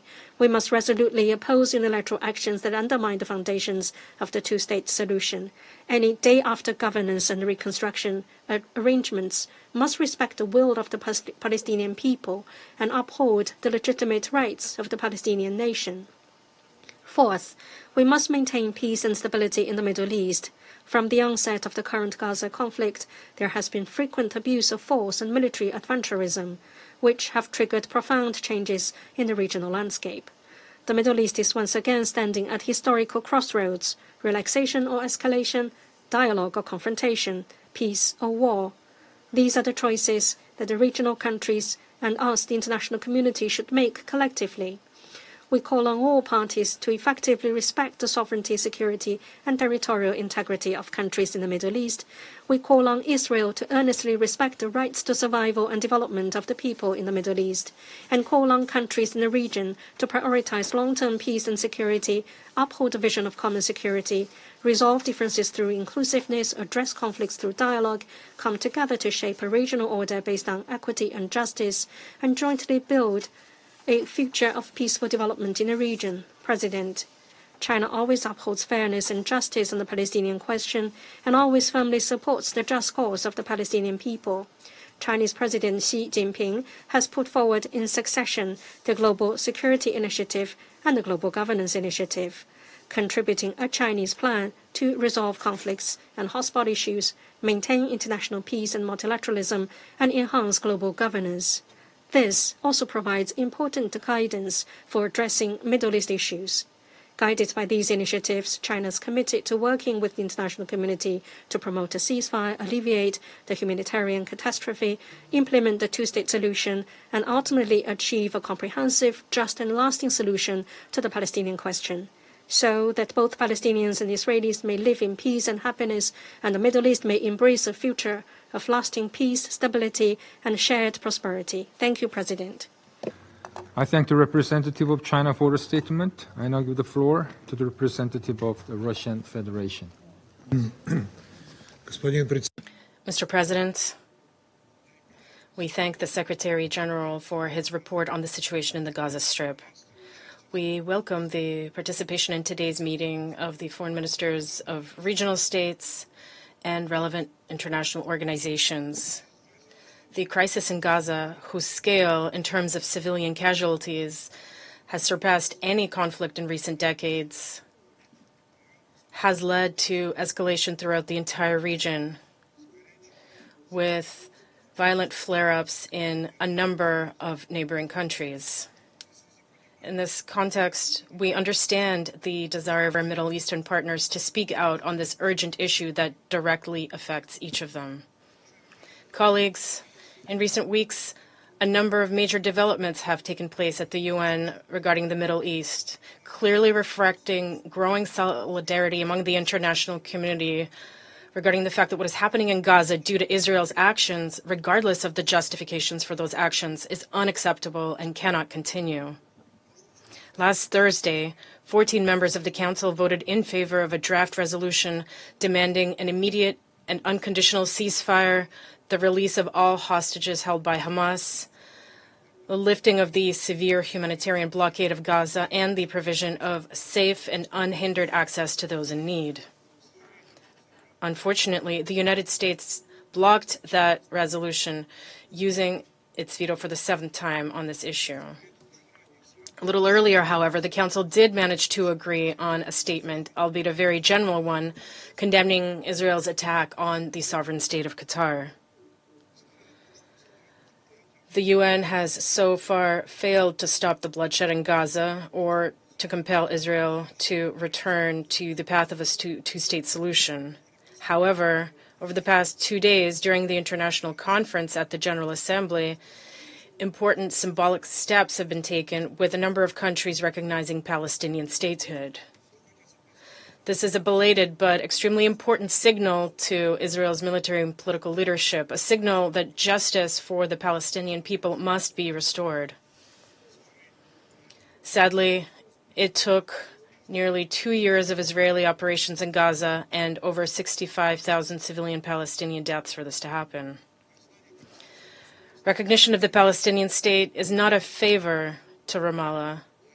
It is a historic duty owed to the Palestinian people, one that should have been fulfilled nearly 80 years ago.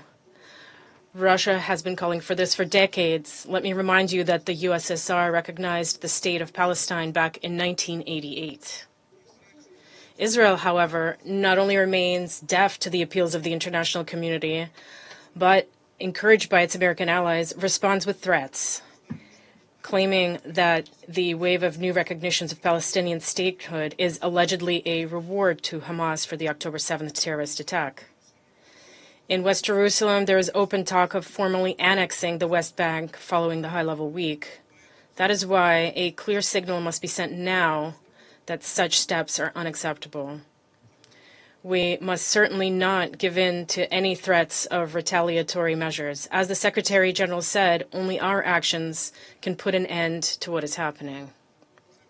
Colleagues, the international community's united support for the Palestinian people's aspirations to live peacefully in their own state is the momentum we must collectively build. We must work to translate into practical reality. The main task right now is to ensure that the crisis in Gaza is resolved not through brutal facts on the ground, in other words, by completely clearing out all Palestinians, which is the aim of Israelis' leadership, nor through their displacement from the enclave and its commercial redevelopment, as proposed by various radical Western plans. Rather, this must be done through humane, civilized diplomacy that unites efforts within the UN and regionally among Arab states seeking to help their Palestinian brothers and sisters.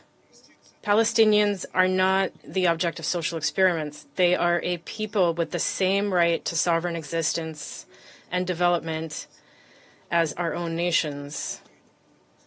But diplomatic efforts of any kind will only succeed if Israeli authorities abandon their reliance on military solutions. They must recognize that this approach will bring nothing good for Israel itself, which simply cannot develop and live in security in the context of a military operation on all fronts. The second key element is for Washington to recognize all this as well and stop viewing UN fora and multilateral diplomacy as an enemy that supposedly obstructs American diplomacy on the ground. Unfortunately, what we currently see is the exact opposite. Both Israel and the United States continue to claim that West Jerusalem is acting humanely in its fight against terrorism. This is how official Israeli reports justify strikes on hospitals and schools, attacks on humanitarian convoys, and the deaths of women, children, and aid workers. Hate speech and propaganda bring ordinary Israeli soldiers to kill dozens of innocent Palestinian civilians daily, sincerely believing that this is all for the greater good of the Israeli state. In this way, for nearly 2 years, West Jerusalem has been systematically constructing and imposing a distorted narrative in which Palestinians are second-class people who can be exterminated, displaced, starved, and killed even directly at humanitarian aid distribution points. UN leadership, its humanitarian bodies, and even member states calling for a ceasefire and humanitarian access are unabashedly labeled by Israeli representatives as terrorist accomplices. This radical, distorted rhetoric, along with West Jerusalem's clear intent to continuously escalate the situation in the region, a situation that is already drawn in Lebanon, Syria, Iran, Yemen, and Qatar, undermines any progress towards a peaceful resolution of the Middle East crisis. The Israeli strike on Doha, one of the key mediators in negotiations, clearly demonstrated that Israel is not aiming for diplomacy, but rather for endless war, even at the cost of the remaining hostages who, with this war, are left with no chance of survival. it is also clear that Israel's strategic endgame is to take full control of all Palestinian territory, both Gaza and the West Bank. Annexation plans are discussed openly, not only without hesitation, but with pride and a sense of fulfilling a historic mission. And these are not just empty words. Gaza is being systematically cleared, carved up into so-called security zones that shrink by the day. The West Bank is being built up with new Israeli settlements, and fanatical settlers, in the world's worst traditions of the colonialism of past centuries, abuse the Palestinian population and drive them from their homelands as the authorities stand by and do nothing. An aggressive settlement policy is being actively implemented, one where Palestinians are at best relegated to the role of ghetto residents and at worst to exiles. Mr. President, this picture of horrifying injustice, violence, and trampling of human dignity unfolding in the occupied Palestinian territory is a call to action. This is what hundreds of thousands of people around the world are demanding from us in the street. An end to the senseless bloodshed in Gaza and the liberation of Palestine. This is also what Israeli hostages and their families are demanding as they protest in Tel Aviv, Jerusalem, and other cities, calling for a comprehensive deal to release prisoners and end the fighting. No one wants war, not ordinary Palestinians nor ordinary Israelis. This heartfelt plea was voiced by Israeli citizen Galit Dan, whose daughter and mother were killed on October 7th. She said, "I don't want revenge, I want hope in the name of those who have lost everything and those who can still be saved. Please stop the war." End of quote. Mr. President, we believe in the power of multilateral diplomacy. Although it has not always succeeded, over the 80 years of the UN's existence, it has been thanks to this diplomacy that the planet has avoided a third world war. We are confident that it can also help resolve the long-standing Middle East crisis. This requires the collective will of the international community, expressed not only in declarations from high rostrums, but in concrete actions. We strongly urge our American colleagues to cast aside their rigid positions and engage in the real efforts that the UN Security Council must undertake in accordance with its mandate to maintain international peace and security. This will only benefit your closest ally, whose security cannot be ensured by force alone. The fact that such an approach is a dead end has been proven by decades of the Israeli-Palestinian conflict. It is time to recognize that only a diplomatic settlement of the Palestinian issue based on the two-state solution can guarantee lasting peace in the Middle East, security for Israeli citizens, and the just aspirations of the Palestinian people for their own state.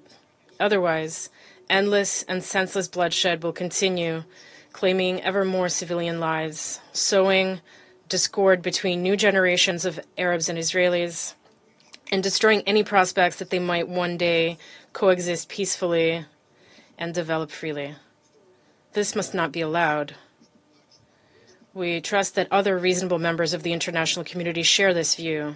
We stand ready to work with them to finally make a peaceful and prosperous Middle East a reality. This is a historic responsibility of the UN, its Security Council, and each and every one of us. We urge that it be fulfilled. Thank you. I thank the representative of the Russian Federation for the statement. I now give the floor to the permanent observer of the State of Palestine.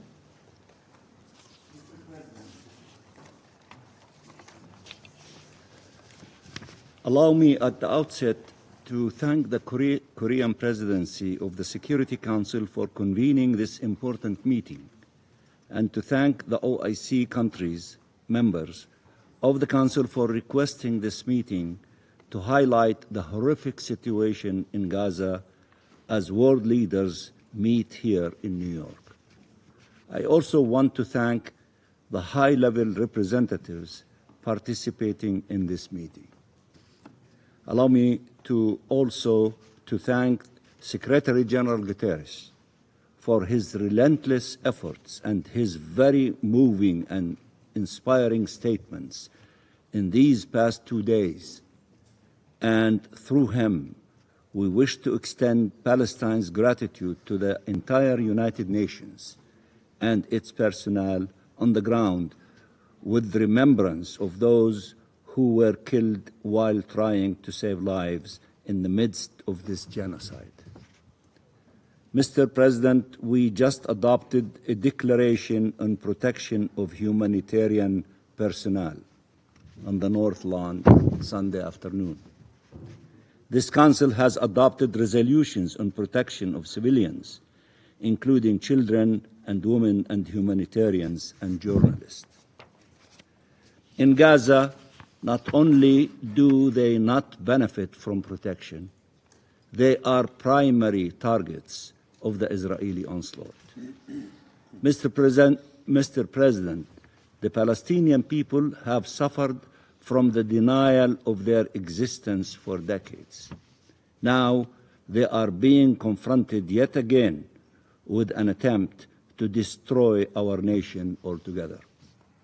Recognition of the State of Palestine is an affirmation that the world rejects such denial, rejects the attempts at our destruction, and supports our right to existence, our right to self-determination. And that is not a gift, this is a right, and the Palestinian people have been struggling for almost 100 years for the attainment of such a right. It was not born recently. It is also a clear indication that the international community refuses to abandon the rule of international law and refuses to abandon the two-state solution, the only path to regional peace and security. This recognition is not taking place in a vacuum.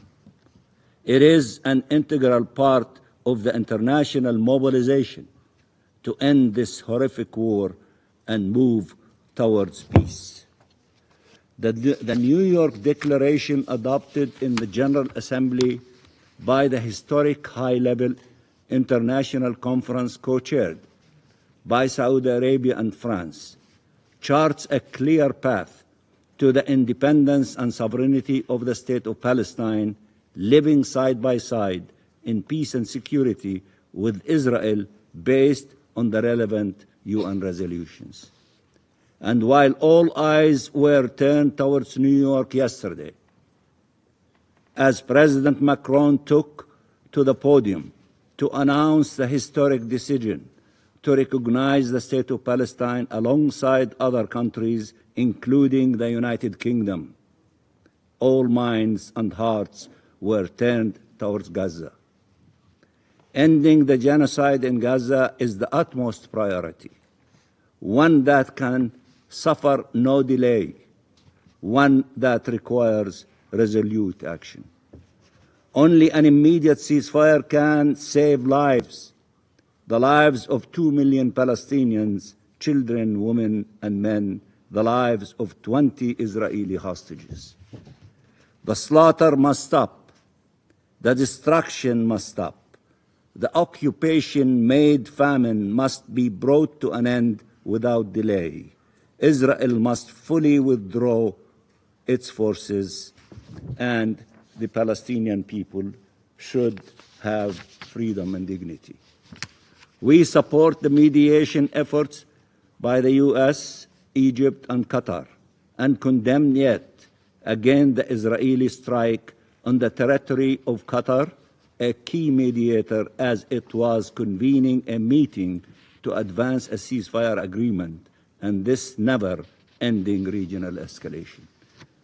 Mr. President, nothing justifies delaying such a ceasefire that is the only way to stop the bloodshed, release the hostages and prisoners and human remains, and allow unhindered humanitarian access.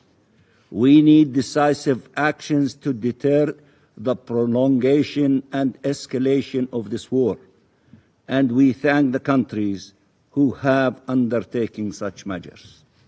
The Council has a sacred mandate in this regard that it has been prevented from honoring. I thank Algeria and the E10 for relentless efforts and for putting forward last week a draft resolution to yet again pursue such an immediate and unconditional ceasefire, and I thank the 14 members of this Council who supported such a draft resolution that was blocked by a veto. Mr. President, the New York Declaration foresees the deployment of an international stabilization mission upon the invitation by Palestine and mandated by the Security Council to protect the Palestinian people, uphold the ceasefire, support the Palestinian National Authority security forces, and provide security guarantees to all. This must be supported. The Gaza Strip must be reunified with the West Bank under the Palestinian Authority as reaffirmed repeatedly by this Council. We call for your support to our policy of one Palestinian state, one Palestinian government, one law, and one gun.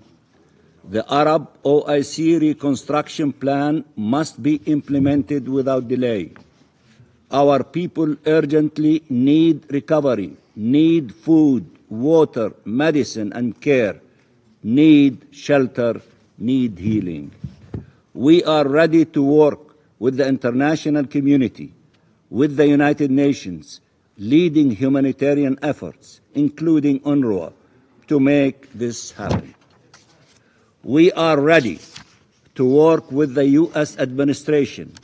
Our President reiterated that yesterday in the General Assembly, and I will not react to the falsification of our record by the new PR, the new ambassador of the United States.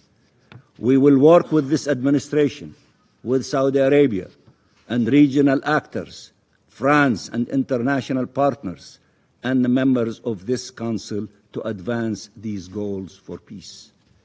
Mr. President, Palestinians are not lesser beings.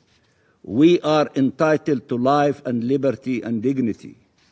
The horrors inflicted by Israel upon our people in Gaza can have no justification. Colonization and occupation have no justification. We are not condemned to live under perpetual occupation, nor are Palestinians and Israelis are condemned to perpetual war. We are committed to peace in words and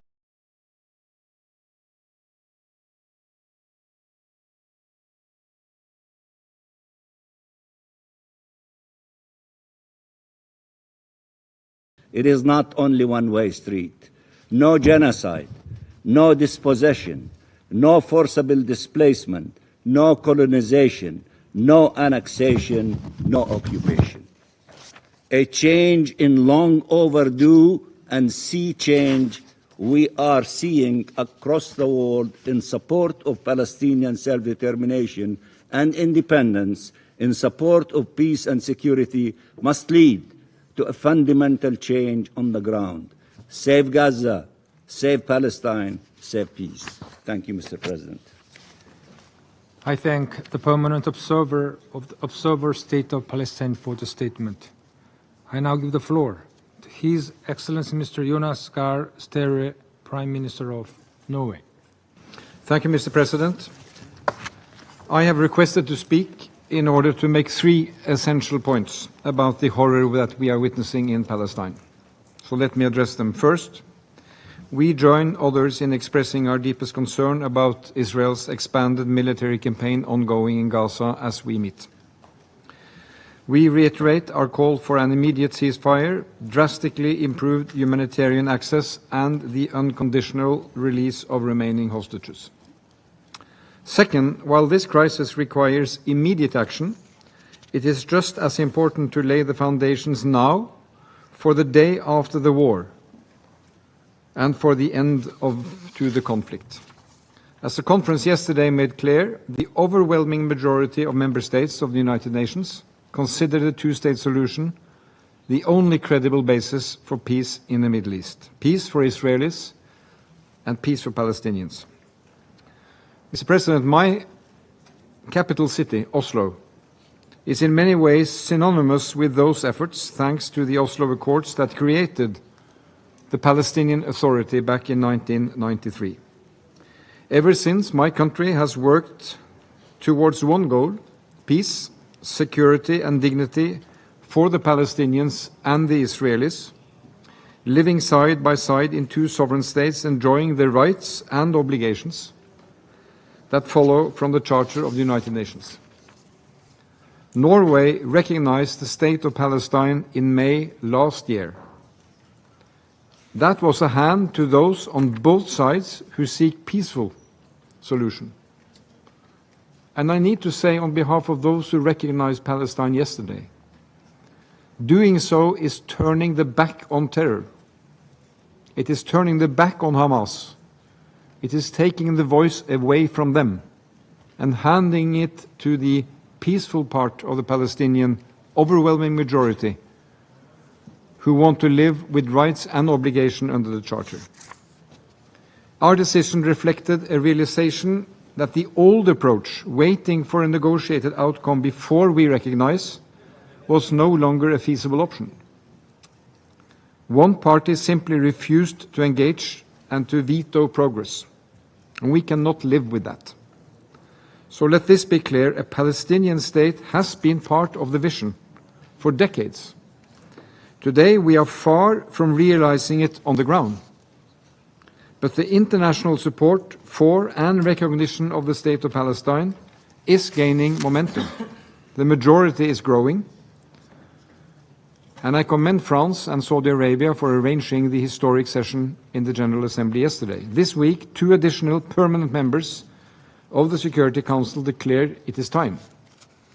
Which brings me to my third point, Mr. President. Let us use this momentum also to mobilize necessary financial support, to support the Palestinian authorities with necessary reforms, to implement the roadmap that was agreed in the General Assembly on September 12th, and to resume meaningful engagement and decisive peace talks. Norway will host, as we do every year, a ministerial meeting of the International Donor Group for Palestine, the AHLC, in New York this week. As stated by Prime Minister Mustafa, the severe lack of funds represents an existential and immediate threat to Palestine state building. Together with a broad group of countries, we are working to raise emergency funding for that Palestinian government. We encourage all member states to contribute. And we continue to call on Israel to release tax revenues owed to Palestine. This is Palestinian value creation being held and kept away, and that has to end. There will be no state of Palestine or a body to govern Gaza the day after the war ends without a functioning, reformed, and legitimate Palestinian Authority. That is critical for peace and security in the region, including for Israel, Mr. President. I thank you. I thank His Excellency Mr. Stere for the statement. I now give the floor to His Highness Sheikh Sabah Al-Khaled Al-Hamad Al-Mubarak Al-Sabah, the Crown Prince of the State of Kuwait. Thank you, Mr. President. In the name of God, the merciful, the compassionate, I have the honor to deliver this statement on behalf of the GCC member states, which are the Kingdom of Saudi Arabia, the United Arab Emirates, the Kingdom of Bahrain, the Sultanate of Oman, the State of Qatar, and my country, the State of Kuwait. At the outset, we thank the countries of the OIC for asking for this urgent session, and we also thank the Republic of Korea, which is presiding over the Council this month, for convening this session at this critical moment. Mr. President, we are meeting today while the tragedy in Gaza has been going on for more than 2 years. The brave and defenseless Palestinian people are facing an unfair blockade, a huge devastation. They have lost thousands of innocent civilians, the numbers of which have exceeded 60,000 martyrs, mostly women and children. What is happening is the Gaza Strip is the living example of genocide and ethnic cleansing. It is a bleeding wound in the conscience of humanity that cannot be left unanswered. We have been following with great concern the recent military escalation, and we strongly condemn the Israeli attacks against the brotherly state of Qatar. And we unambiguously affirm that any violation of the security of any Gulf state is an attack against all the GCC countries. Our security is one, our stance is one, and our destiny is one. Mr. President, just and lasting peace in our region cannot prevail unless through the two-state solution based on the resolutions of the international legitimacy and mostly the Security Council resolutions and the Arab Peace Initiative. This is the only path to end occupation and to guarantee the rights of the Palestinian people, the legitimate rights of the Palestinian people, and the establishment of their independent state along the borders of 1967 with East Jerusalem as its capital. I warn against attempts to undermine this solution or bypass it through the policies of settlement, displacement, and imposing a fait accompli. The international community, and particularly the Security Council, are requested to shoulder all their responsibilities to prevent the ongoing violations and to guarantee the accountability of the perpetrators and to guarantee that the Palestinian people can exercise their inalienable right to self-determination. In this context, we welcome the recognition by some countries of the State of Palestine yesterday in the high-level international conference on the peaceful settlement of the question of Palestine and the implementation of the two-state solution. These are welcomed and courageous actions that are in line with international law and in line with rights. In conclusion, the GCC member states reaffirm their steadfast solidarity with the Palestinian people. We stand by all countries that are being aggressed, and at the same time, we would like to emphasize that these crimes are not only against the Palestinians, they present a threat to regional and international security. We call upon this Council to translate its words into deeds through tangible steps to end the aggression immediately and to guarantee the immediate humanitarian access, to protect civilians, to put an end to the illegal, unjust occupation. Otherwise, we will never know security and stability. Our utmost goal today and every day is peace. The blood of the Palestinian people have been shed enough, and the soul of innocents have been killed. We cannot remain silent anymore, and it is up to the international community to shoulder this responsibility and to chart a course conducive to the two-state solution. May the peace of God be upon you. I thank His Highness Sheikh Al-Sabah for the statement. I now give the floor to His Excellency Mr. Ahmed Abul-Gate, Secretary General of the League of Arab States. Mr. President, it has become clear that the Israeli war machine cannot be stopped with appeals alone. The leaders of occupation, intoxicated by racist illusions and religious extremism and extremist nationalism, have been stripped from all humanity and morality. What is required is strict punitive measures that convey the right message, which is that the world today does not accept that genocide be part of its vocabulary.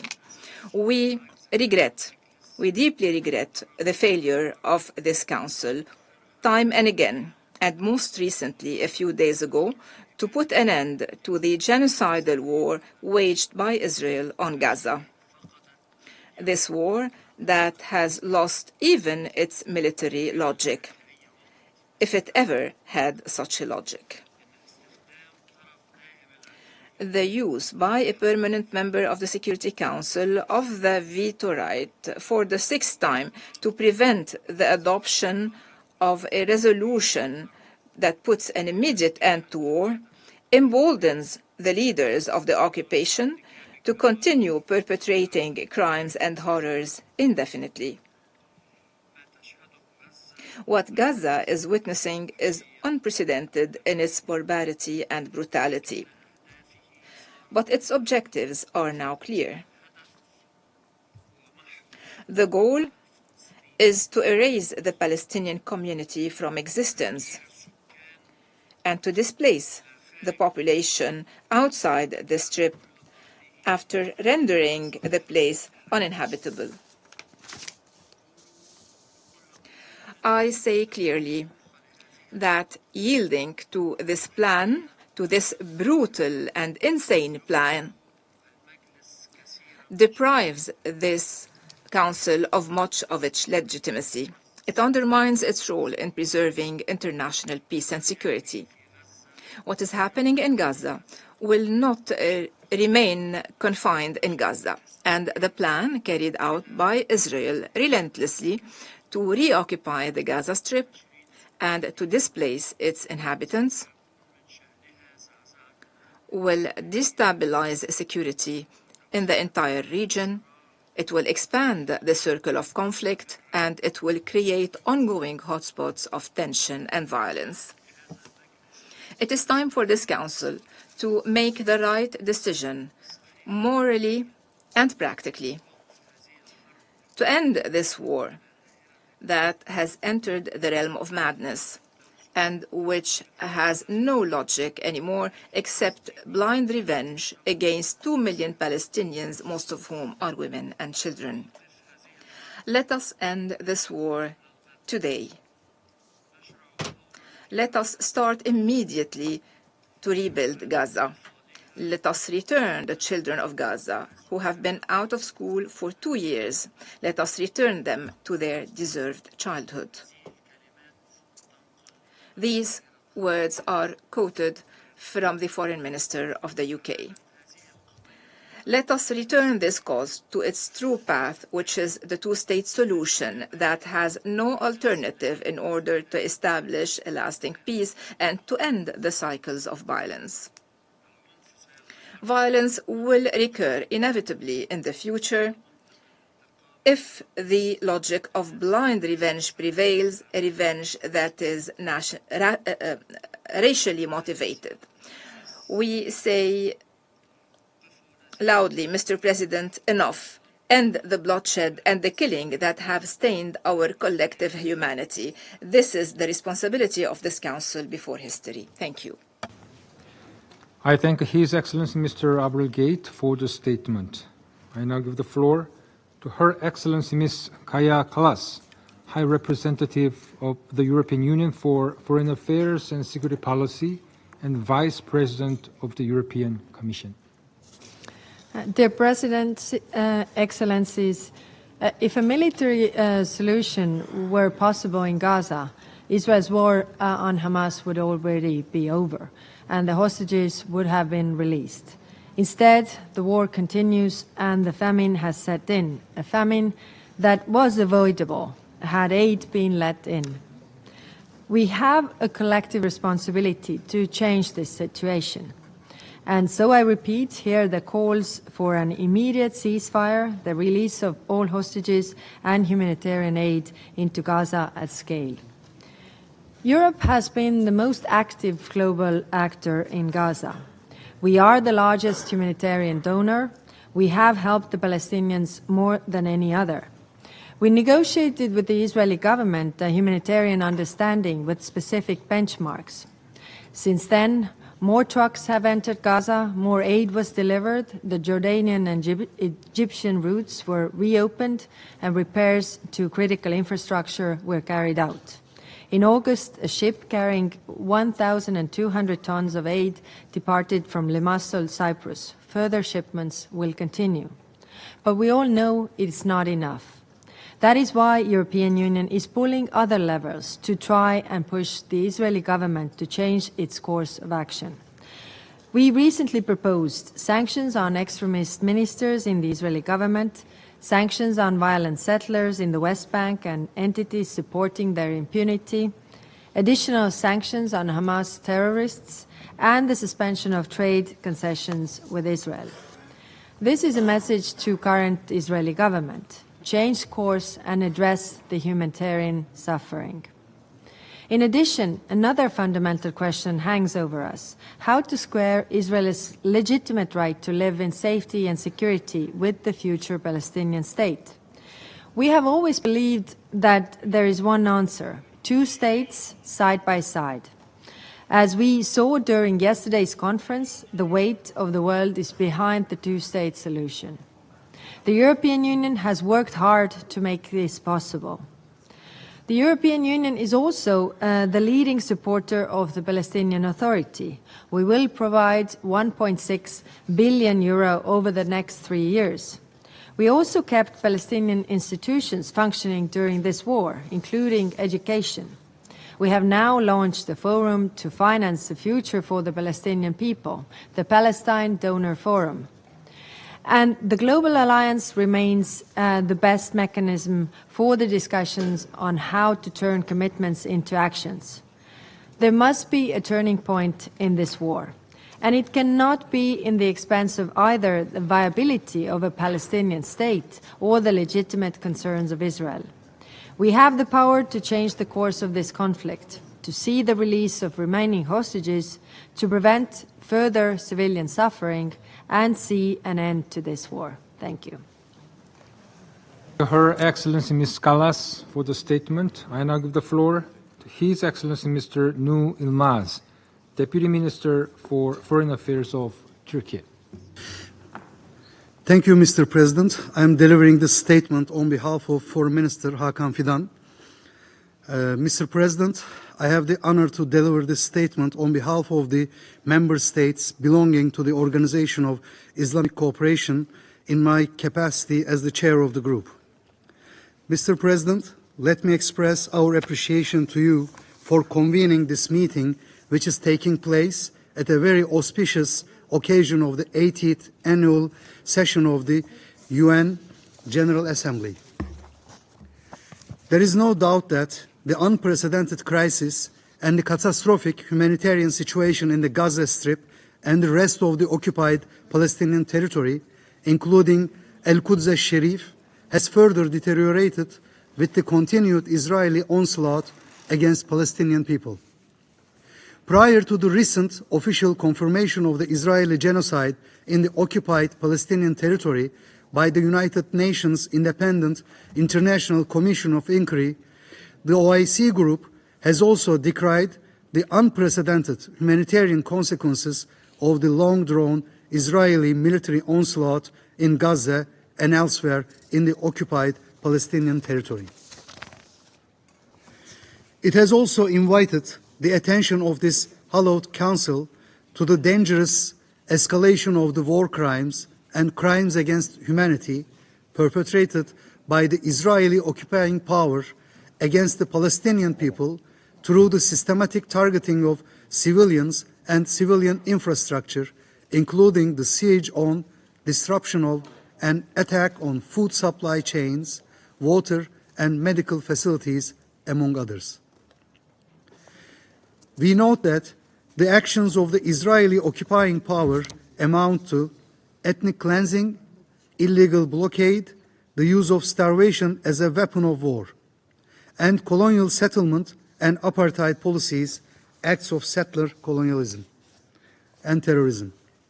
Land confiscation and home demolition, including attacks on Islamic and Christian holy sites, are acts of genocide and crimes against humanity and constitute a grave violation of the historic status quo at the holy sites of Jerusalem. Consequently, we reaffirm the decision of the 21st Extraordinary Council of Foreign Ministers held in Jeddah, Kingdom of Saudi Arabia, on 25 August 2025 on the significance of the case presented to the International Court of Justice on Israel's violation of the 1948 Convention on the Prevention and Punishment of the Crime of Genocide. We, therefore, call on the Council to take the urgent measures to hold Israel accountable for these genocidal acts, including invoking Chapter 7 measures to bring a halt to the bloodshed and all of these crimes and to ensure the protection of the Palestinian people. Mr. President, while we had earlier condemned the Israeli military attack against Qatar on 9 September 2025, we consider the unjustified and illegal action on the part of the Israeli authorities as a desperate move to frustrate the global efforts to achieve a ceasefire and an end of the siege in Palestine. We commend the declaration by Qatar on the continuation of its mediation efforts, along with Egypt, towards securing a permanent, immediate, and unconditional ceasefire and an end to the war in Gaza. Consequently, we support the urgent implementation of the Arab OIC reconstruction plan to allow for early recovery and reconstruction in the Gaza Strip, while rejecting forced displacement and ensuring that the Palestinian people remain in their land, and we encourage all member states to participate actively in the international conference in Cairo aimed at mobilizing political and financial support for the plan. In the same vein, we commend member states of the United Nations and the citizenry of the world for their overwhelming support for the legitimate cause of the Palestinian people, for their inalienable rights, including to return to self-determination, to the independence of the State of Palestine, and the implementation of the two-state solution.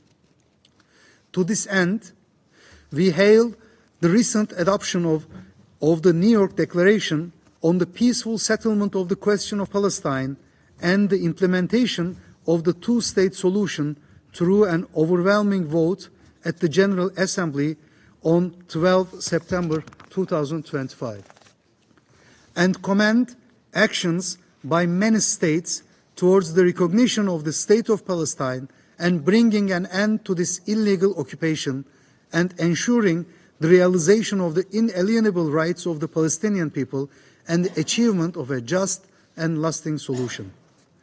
We reiterate that the time has come for the Council to assume its duties for the maintenance of international peace and security, including by approving the admission of the State of Palestine as a full-fledged member of the United Nations. We reiterate that the pathway to the resolution of the prolonged and historic injustice is the restoration of the inalienable rights of the Palestinian people to their national homeland, the implementation of the ICJ advisory opinion, as well as the relevant UN resolutions on question of Palestine and the implementation of the two-state solution. That is the key to peace and security in the Middle East and in our world. I thank you all. I thank His Excellency Mr. Yilmaz for the statement. I now give the floor to the representative of Egypt. Thank you very much. Your Excellency, the President of the Security Council, the members of the Security Council, we would like to welcome the briefing of the Secretary General today before the Council. We would like to express our gratitude to his tireless efforts to bring peace in the region. From the very first day, Egypt attempted to end the war in the Gaza Strip. We are convinced that pushing the situation out of control will plunge the region into an unprecedented phase of instability. The days have proved that our theory was correct. The efforts to put an end to this war have been countered by the Israeli intransigence more than one time. And we did not reach any point where we can put an end to this bloodshed or this war. Israeli intentions toward Gaza and the Palestinian cause are no longer hidden. Israeli statements and moves unravel a genuine attempt to re-engineer the Palestinian presence in Gaza. This includes the displacement of a large portion of the population through military operations, starvation, and the elimination of livelihood in Gaza. The current ground military operation to storm Gaza City is only part of this subversive scheme. Egypt affirms its total rejection to this plan and its consequences.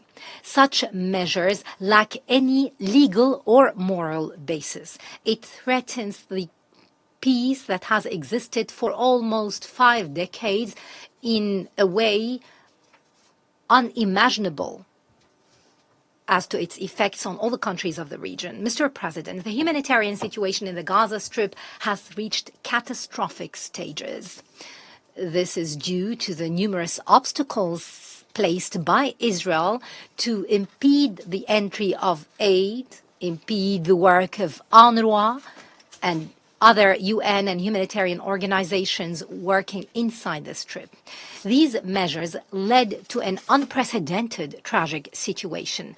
It pushed the people of Gaza towards the brink of famine. The findings of the report of the United Nations International Independent Commission of Inquiry were conclusive.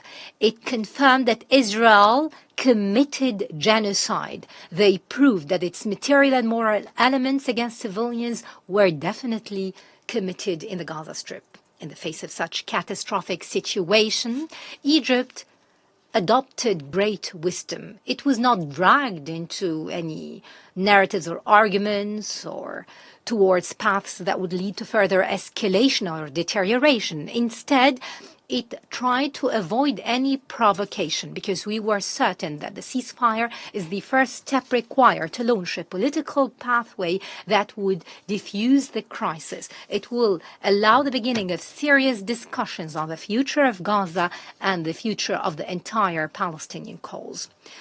Egypt is intent to continue its effort with all mediators to achieve this noble goal. Mr. President, Egypt also intends to host a conference on the early recovery and reconstruction in the Gaza Strip as soon as a ceasefire is reached. This will mobilize the necessary support for the implementation of the Arab OIC plan for the reconstruction of Gaza by Palestinian hands. It will also counter any plans for displacement. Our main task must be the enablement of the national decision to carry out the administration of the Strip in a way that will preserve the unity of the Palestinian territory from the Gaza Strip to the West Bank. This should also include the occupied East Jerusalem, all under one authority, one government, one law, and one weapon. Mr. President, Excellencies, members of the Council, it has been certain to all that the security arrangements on the ground and ending the current catastrophic situation in Gaza, as well as the reconstruction, are inevitable and necessary steps. They cannot be achieved practically on the ground unless there is a political horizon towards a comprehensive and just settlement of the Palestinian cause based on the two-state solution. It has to also include the establishment of the Palestinian state with East Jerusalem as its capital along the lines of the 4th of June 1967. This must be accompanied by genuine international will that supports peace and stability in the Middle East.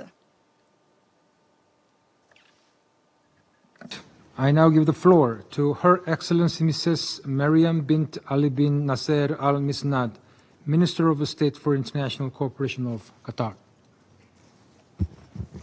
السيد الرئيس، في البداية نعرب عن شكرنا لسعادة وزير خارجية. President, first of all, we'd like to thank the Foreign Affairs Minister of the Republic of Korea for convening this meeting, and we'd like to thank the Secretary General for his briefing. We align ourselves with the statement delivered by the OIC. There is a consensus now on the issue of the two-state solution under international law. This has been borne out in the statements delivered by presidents and heads of state and government during the general debate, and also during the ministerial conference which was held on Monday and was co-chaired by France and Saudi Arabia. Qatar participated at the highest level. Many states recognized there the state of Palestine. This is international momentum to resolve the outstanding issues on the UN's agenda. And this also concerns the resolution on Palestine's participation. We would hope that the Council will join this consensus through the resolution that the E10 have put forward. The Council has the responsibility to take the necessary measures so as to end the human disaster in Gaza. That is to say, genocide and forced displacement, and to adopt a binding resolution under Chapter 7 so that Israel is compelled to accept an immediate ceasefire. President, it is clear that mediation and diplomacy are the best ways to resolve conflicts. Efforts undertaken by Qatar, alongside Egypt and the United States of America, have been broadly welcomed. The Council, in its resolution, has declared the importance of these efforts. However, these efforts have been thwarted by Israel's attack on a residential zone in Doha in Qatar, where civilians lived, civilians and expatriates. During this attack, a member of our domestic security forces, aged 22, was killed, and several other people were injured in this attack. This is a blatant violation of our sovereignty and also international humanitarian law and the UN Charter. This is a direct attack on international law as a way of resolving conflicts. Mediators need to be protected. This is not a political issue. This is a basic principle to uphold security. International solidarity with Qatar has been clear. There has been a communication issued by the Security Council, but also from the Doha Ministerial Conference, which said that this attack has undermined efforts to achieve peace.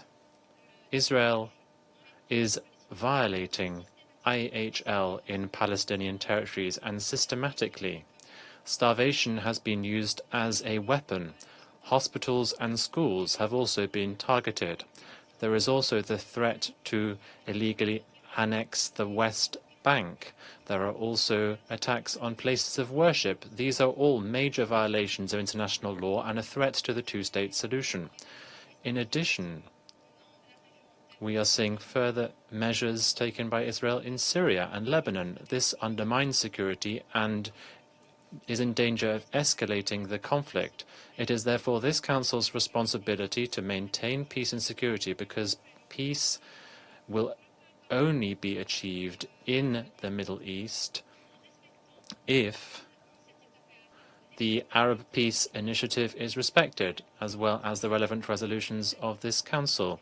We call on the international community, notably this Council, to shoulder this responsibility, this ethical responsibility, and take measures to put an end to Israel's occupation, to fully recognize Palestine within the pre-1967 borders, with East Jerusalem as its capital. All mechanisms need to be used to achieve an immediate ceasefire in Gaza and also to ensure the delivery of humanitarian aid, to lift the blockade and to protect all mediators. We also need to do our utmost to ensure the two-state solution is preserved. Thank you. I thank Her Excellency Mrs. R. Misnad for the statement. I now give the floor to the representative of Saudi Arabia. Bismillah ar-Rahman. In the name of God, the merciful, the compassionate, Mr. President, Your Excellencies, members of the Council, ladies and gentlemen, may the peace and blessings of God be upon you. The Gaza Strip is suffering from a catastrophic situation that is deteriorating day by day on all levels due to an unprecedented military escalation and an absence of any effective political horizon. This led to a collapse of all the elements of life and security. The continued onslaught and the siege imposed for years made the Strip a central hotspot that is a threat to the stability of the entire region. It's a real danger to peace and security in the region and the world. The repeated aggressions and Israeli violations that run counter to the principles of international law and the UN Charter and the most basic international norms was solely the result of the lack of accountability and the prevalence of impunity and the failure of the Security Council and the international community to deter the aggressor and stop their violations. This has reached a dangerous turn that portends to erase the national sovereignty. It threatens the credibility of this organization and the basics of international legitimacy. It undermines diplomatic and negotiated solutions. It is a real danger to the security of the region and the world. Mr. President, ladies and gentlemen, we have clarified the dangerous situation in Gaza before your august council and the repercussions of the aggressive approach of the Israeli authorities in the Middle East. They are continuing to expand this regional conflict over the past years. They are pushing the countries of the region to the brink of a dark path that is surrounded by absurdity, hatred, and wars at the expense of peace and security and coexistence among their peoples. And we are still witnessing the repercussions of the lack of any firm measures to deter the Israeli violations, how they are trampling on the principles of laws and norms governing the international community, their continued unilateral expansion of such measures unabated. Is it acceptable that they target the territory of the sisterly country of Qatar, violating its sovereignty as they are undertaking coercive effort to mediate to end the war? What we have been seeing time and again is the intransigence of the Israeli party to block the path to find a peaceful solution, to put an end to the bloodshed, to the suffering of the civilians. They only want the region to continue witnessing this continued escalation and the scourge of war.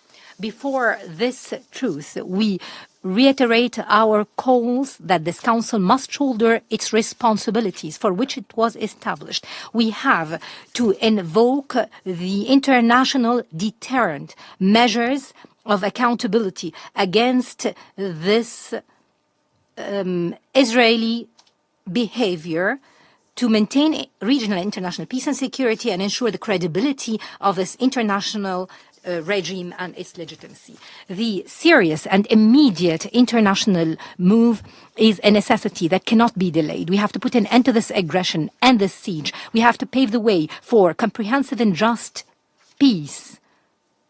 This will come through the implementation of the two-state solution and the establishment of an independent Palestinian state along the lines of 1967 with East Jerusalem as its capital. Thank you, Mr. President. Peace and blessings of God be upon you. I thank the representative of Saudi Arabia for the statement. The representative of the United States has asked for the floor to make a further statement. I give them the floor. Mr. President, I must take the floor to respond to my Palestinian colleagues' comments.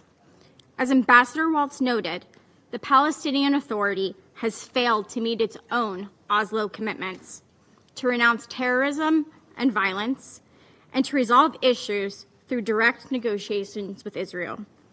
These are not falsehoods, but facts.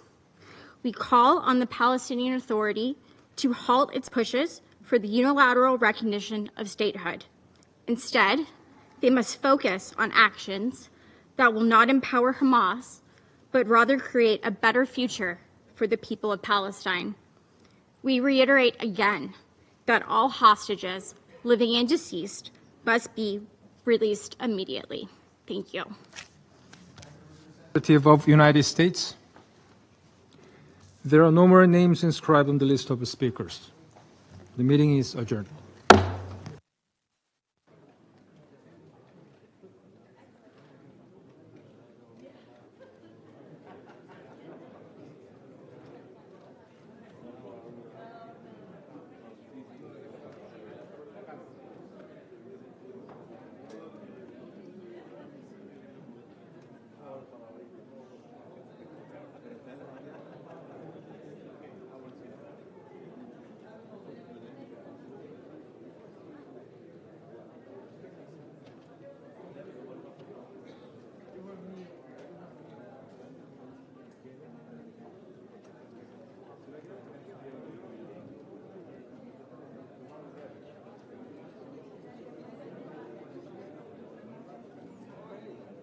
$3.